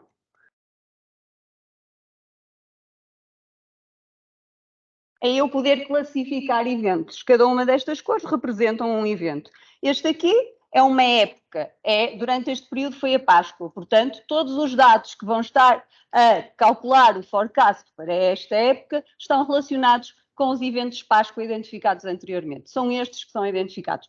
Não é o dia 9, não é o dia 8 de abril, nem o dia 3 de março. É a época da Páscoa que nós vamos utilizar. Da mesma forma que eu também tenho eventos da minha região. Ou seja, é ou não vivido o carnaval? Tem ou não influência na minha loja? Eu vou vender máscaras? Provavelmente tem. Eu não vou vender, mas vou vender os produtos para a comida, para as pessoas fazer os seus churrascos? Provavelmente também. Portanto, todos os eventos que existem, que são meus e que eu sei que vão influenciar nas minhas vendas, eu tenho que os classificar. Este é um concerto de música. Minha loja provavelmente fica perto do estádio de futebol, ali do Dragão. E então, quando eu tenho este evento, a possibilidade de eu ter um fluxo muito maior de clientes na minha loja é muito grande. Então ele tem que estar classificado. É meu, faz parte da minha loja, pode não fazer parte do evento real da loja. O exemplo que eu dei ao bocado da conduta de água é exatamente a mesma coisa. Rebentou na minha porta, não foi na porta da loja do 1100. Se eu tenho os meus eventos classificados, que é a minha responsabilidade, os da minha loja, os da minha rua, o resto do sistema vai classificar com os eventos que vêm do Data Engine para aqui. Depois, o que é que eu tenho que garantir? Que as fórmulas de dimensionamento que foram apuradas são as mais corretas possíveis. Ou seja, se as equivalências que estamos aqui a identificar são aquelas que se aplicam à minha loja. Estas equivalências podem ser calculadas via fórmula, onde eu vou mesclar uma série de dados, nomeadamente, por exemplo, numa caixa. E eu vou saber quanto tempo demora a passar um artigo pelo leitor de código de barras. Quanto tempo demora quando esse código de barras não consegue ler à primeira. Depois eu tenho que encaixar deste lado, tenho que virar para a esquerda, tenho que virar para a direita e provavelmente em vez de ser 1 segundo vão ser 3 segundos. Depois, o que é que eu também tenho que ter a noção? O cliente vai-me pagar em cartão, vai pagar em dinheiro. Pagar em cartão tem 3 ou 4 segundos de operação. Pagar em dinheiro pode ter 5, 7 segundos, porque ele ainda está a contar os trocos da carteira. Portanto, todas estas variáveis têm que entrar na minha fórmula. E depois eu tenho que medir também e a possibilidade de fazer a produtividade. No momento em que eu atendi mais clientes, o número de artigos foi este. Qual foi a minha produtividade? Qual é o tempo médio de atendimento de um cliente? Todas estas variáveis fazem parte do dimensionamento. Elas normalmente são medidas a nível global da empresa, mas ajustadas a nível de loja depois. Porque o comportamento da minha loja pode ser diferente do comportamento da loja que fica no shopping, e eu então tenho que ter comportamentos diferentes ajustados à minha realidade. Da mesma maneira que para atender 10 pessoas na charcutaria, durante 1 hora, eu preciso ter um charcuteiro. Então, eu posso ter equivalências diretas que me dizem assim, para atender e para cortar o queijo só preciso de uma pessoa e consigo atender os 10 clientes que estão previstos chegar. Ou então não, pode ser fórmulas mais complexas como esta que nós falamos das caixas e que é necessário nós termos uma noção real de qual é o tempo em que as coisas acontecem. O que é que eu já fiz?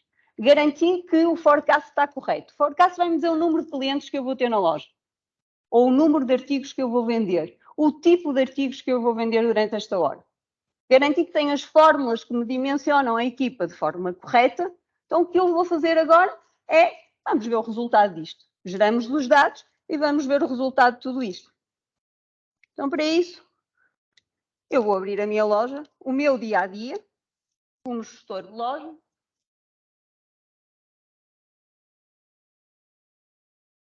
E o que é que eu encontro aqui? Imaginem que nós vamos agora gerar o mês de julho. Cá em Portugal já estávamos a levar com uma multa. Isto já devia ter sido entregue 30 dias lá atrás. Mas vamos cá, os fiscais são os nossos amigos, nós vamos gerar aqui o mês de julho e o planeamento do mês de julho.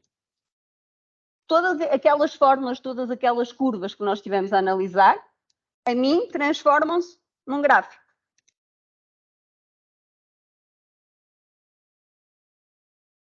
que é este que estamos aqui a ver. O que é que este gráfico me diz? Diz-me assim, olha, para a minha loja abrir, ou seja, se acontecer um hecatombe qualquer, para a minha loja abrir, eu tenho que ter 2 pessoas, desde a abertura da loja, que é às 10 da manhã, até às 18. E depois posso fechar com uma. Com isto eu consigo abrir a loja. Consigo ter a loja aberta ao público. Consigo de manhã abrir a minha porta.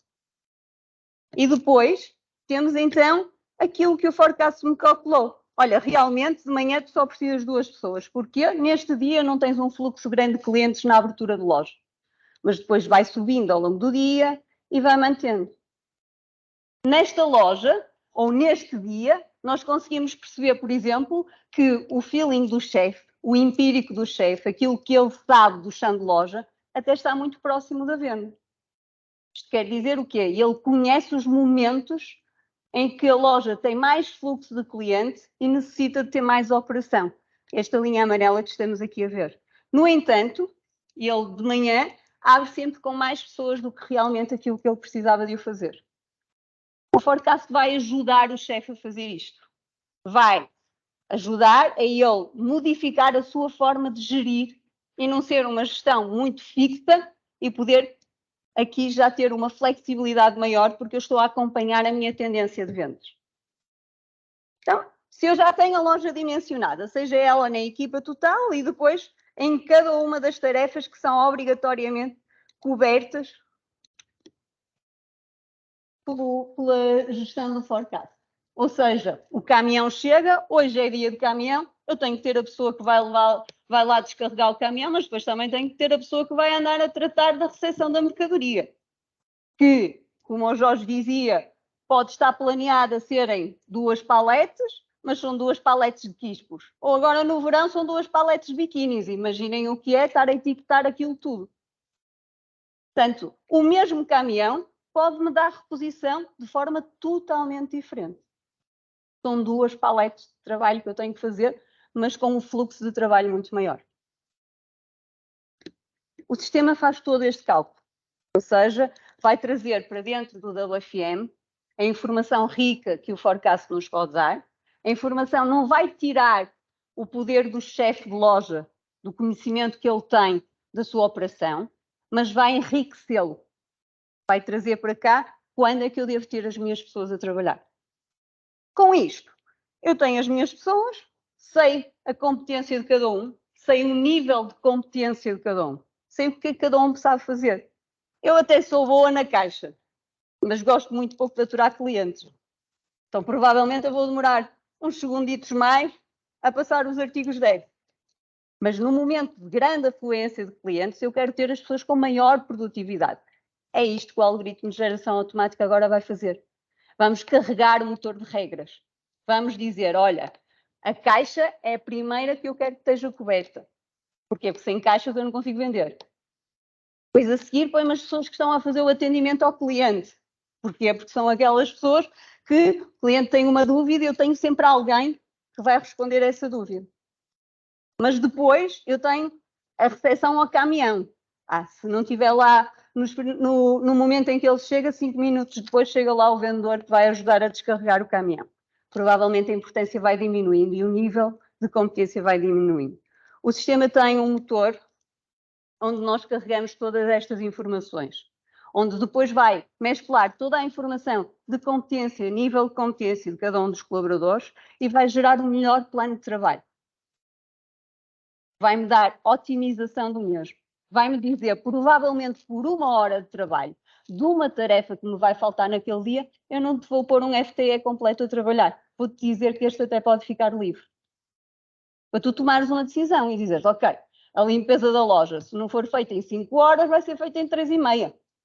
Mas isso eu posso mandar um colega para formação, por exemplo. Ele neste momento está a fazer a geração de horário, está a fazer a geração do meu plano de trabalho diário.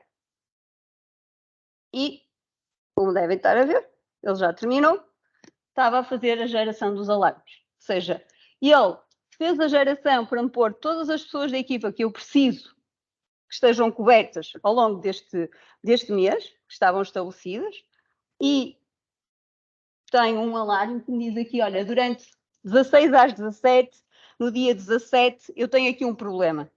É provavelmente saída para jantar dos meus colaboradores, eu posso tentar ajustar aqui esta refeição e conseguir resolver este problema.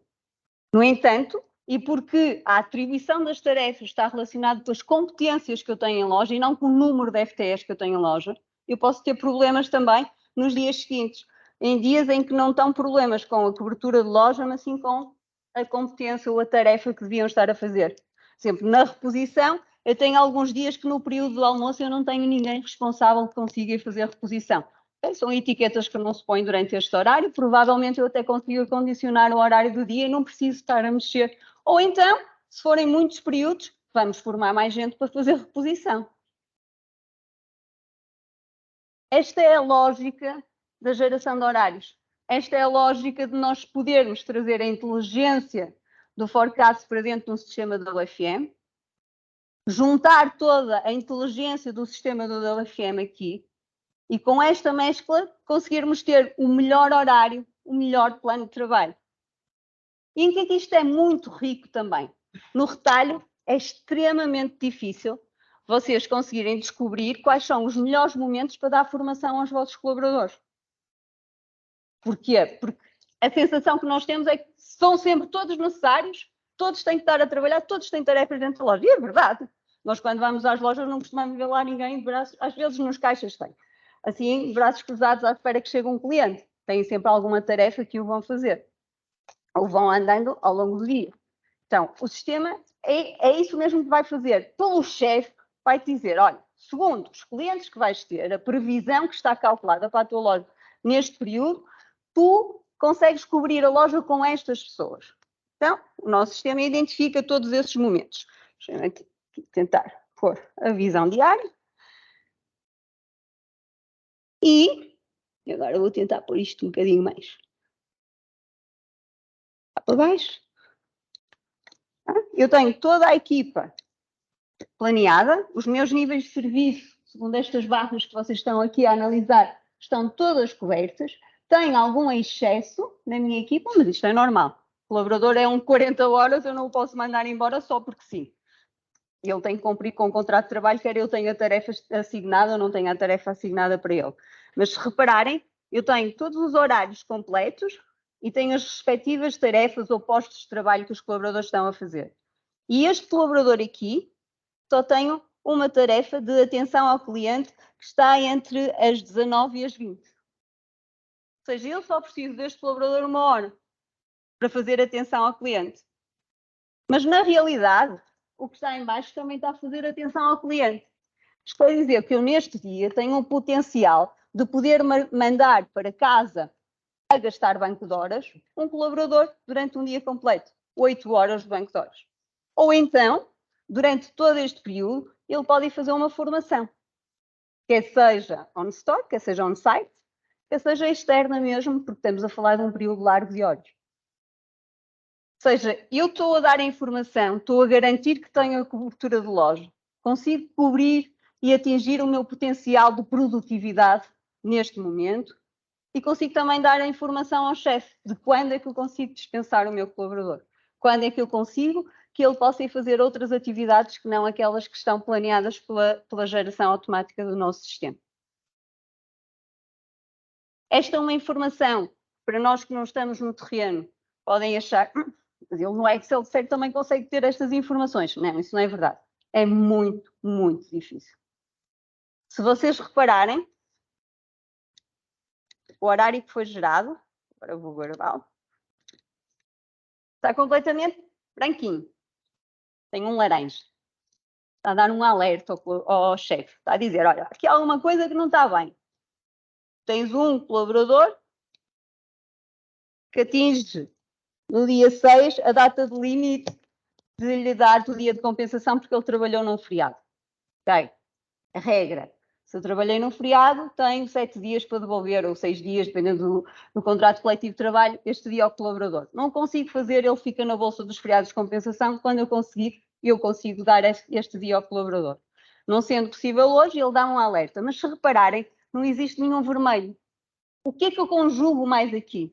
Para além de eu conseguir garantir que tenho o melhor horário possível, eu também consigo garantir que estou a cumprir com todas as regras da lei a nível de planificação. Se eu tivesse algum erro, ele aparecia com esta sinalética vermelha. Quer dizer, a ferramenta, o poder da ferramenta do WFM não está relacionada só com um grande cálculo de algoritmo de forecast, este é muito importante, e eu posso usar para muitas outras áreas que não só o planeamento de equipas, mas depois, aliado às fórmulas de dimensionamento bem ajustadas a cada uma das lojas e a ter um motor de regras bem definido, com competências dos colaboradores bem definidas, eu consigo ter um horário em compliance com a lei. E isto no Excel é quase impossível. E existem muito poucas ferramentas no mundo que conseguem conjugar todas estas variáveis. Por isso, nós podemos afirmar que a nível global e nas geografias onde esse SQL está a operar, nós temos uma ferramenta que é a melhor do mundo. É claro que a partir daqui eu consigo fazer muitas outras coisas, consigo gerir o meu banco de horas, consigo gerir as horas extra, consigo perceber se tem ou não limites, que é a operação normal da loja, consigo identificar... Deixa eu só mudar aqui.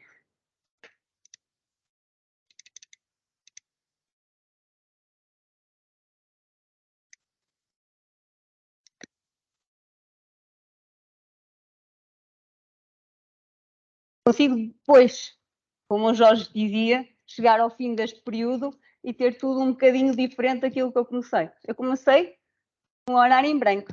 Não havia cores no meu horário, não havia erros. Mas não, é impossível. No retalho, tudo o que eu planeio não é o que acontece. Porque amanhã um colaborador ficou doente e não vem trabalhar, porque aconteceu um acidente de trabalho e eu vou ter aqui uma ausência que não estava planeada, por um colaborador está-me a pedir uma troca de uma folga e tem mesmo que acontecer. Existem milhares e milhares de coisas que acontecem no dia-a-dia destas pessoas que fazem com que o sistema não seja, o plano não seja cumprido da melhor forma. O que é importante no sistema do WFM é eles terem consciência do que é que acontece nestas alterações. O que é que o meu sistema me alerta cada vez que eu faço uma alteração do horário que estava planeado desde o início? Eu sei muitas vezes que a única solução, principalmente em lojas com pouquinhos FTEs como esta, é a única solução que existe e os vermelhos vão acontecer. E se eu tentar bloquear e dizer ao meu chefe de loja não podes fazer vermelhos, ele vai fazer uma escala em Excel. Porquê? Porque não tem outra solução. E ele tem que gerir o dia-a-dia. Ele não vai inventar FTEs de um momento para o outro. Portanto, eu tenho que, se tiver que o colaborador não descansar às 11 horas e só descansa 10, ele vai só descansar 10 para poder cobrir a falta do colaborador no dia seguinte. Portanto, o sistema vai permitir eu fazer todos os ajustes que sejam necessários depois do dimensionamento ter feito. E por qualquer impacto, qualquer pedido que aconteça, eu consigo ver o impacto real, quer a nível de todos os saldos ou todas as áreas onde eu tenho que controlar. Hoje eu tenho que fazer a contabilização manual ou por folhas de marcação de ponto para garantir isto. Ou seja, eu tenho um contrato para tratar e imediatamente este contrato tem que espelhar as horas que eu estou a trabalhar, sem eu ter que fazer nenhuma reação manual. E o nosso sistema permite fazer este controle também. Se eu tenho 22 dias de férias, é 22 dias de férias que eu tenho que ver aqui no meu sistema. E o colaborador não vai poder marcar 23 porque o sistema não vai deixar fazer. O sistema de comunicação integrada, em que o colaborador vai falar com a Sofia dentro do sistema. Tudo isto é um impacto muito positivo na operação. E eu vou deixar de demorar uma semana a fazer o planeamento e as alterações da escala aos meus colaboradores e vou passar a usar um dia. E o chefe tem muitas outras funções dentro de uma loja que não seja aqui andar a ver se o colaborador A pode trocar colaborador B, que isto dá falha de legislação ou não. O sistema automaticamente consegue me dizer.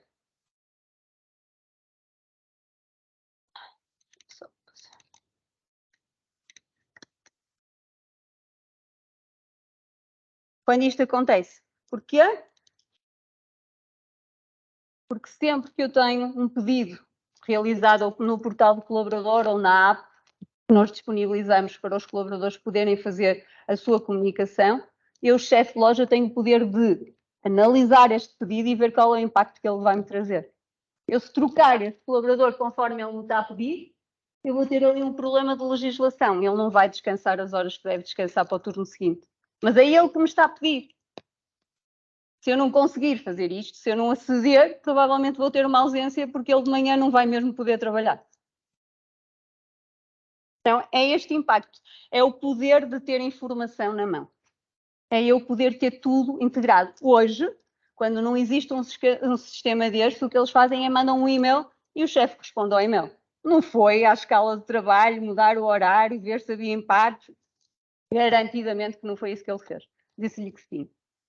Pois, no dia logo se vê o que é que acontece. Quando acontece aquela situação que eu já há pouco estava a trabalhar, que era quando os clientes utilizam o forecast a curto prazo.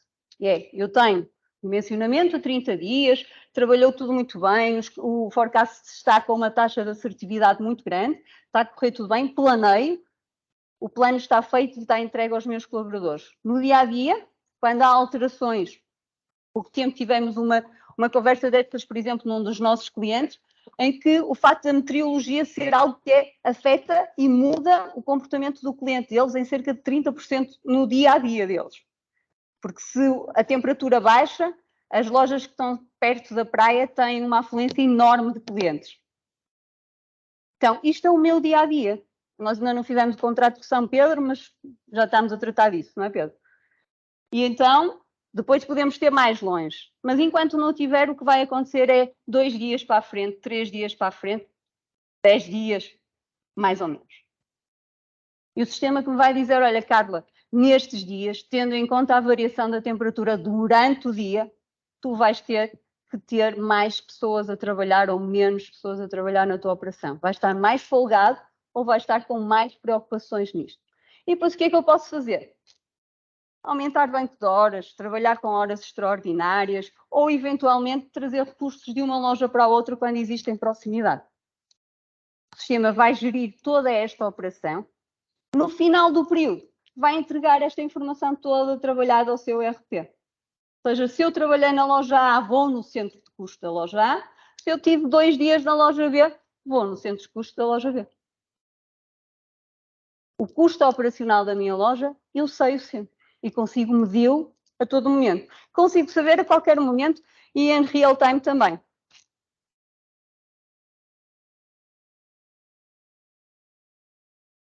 Deixa-me só abrir aqui.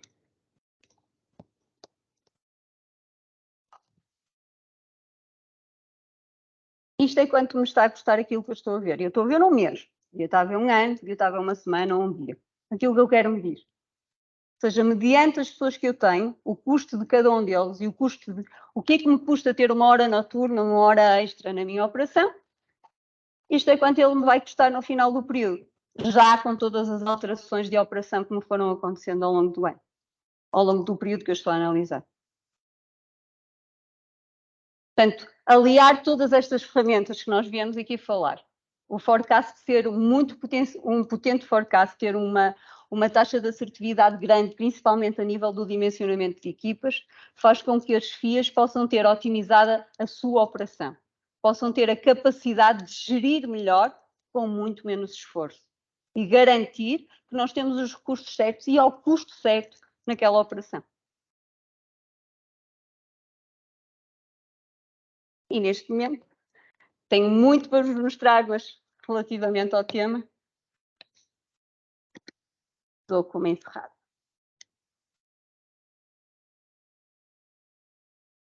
Obrigada.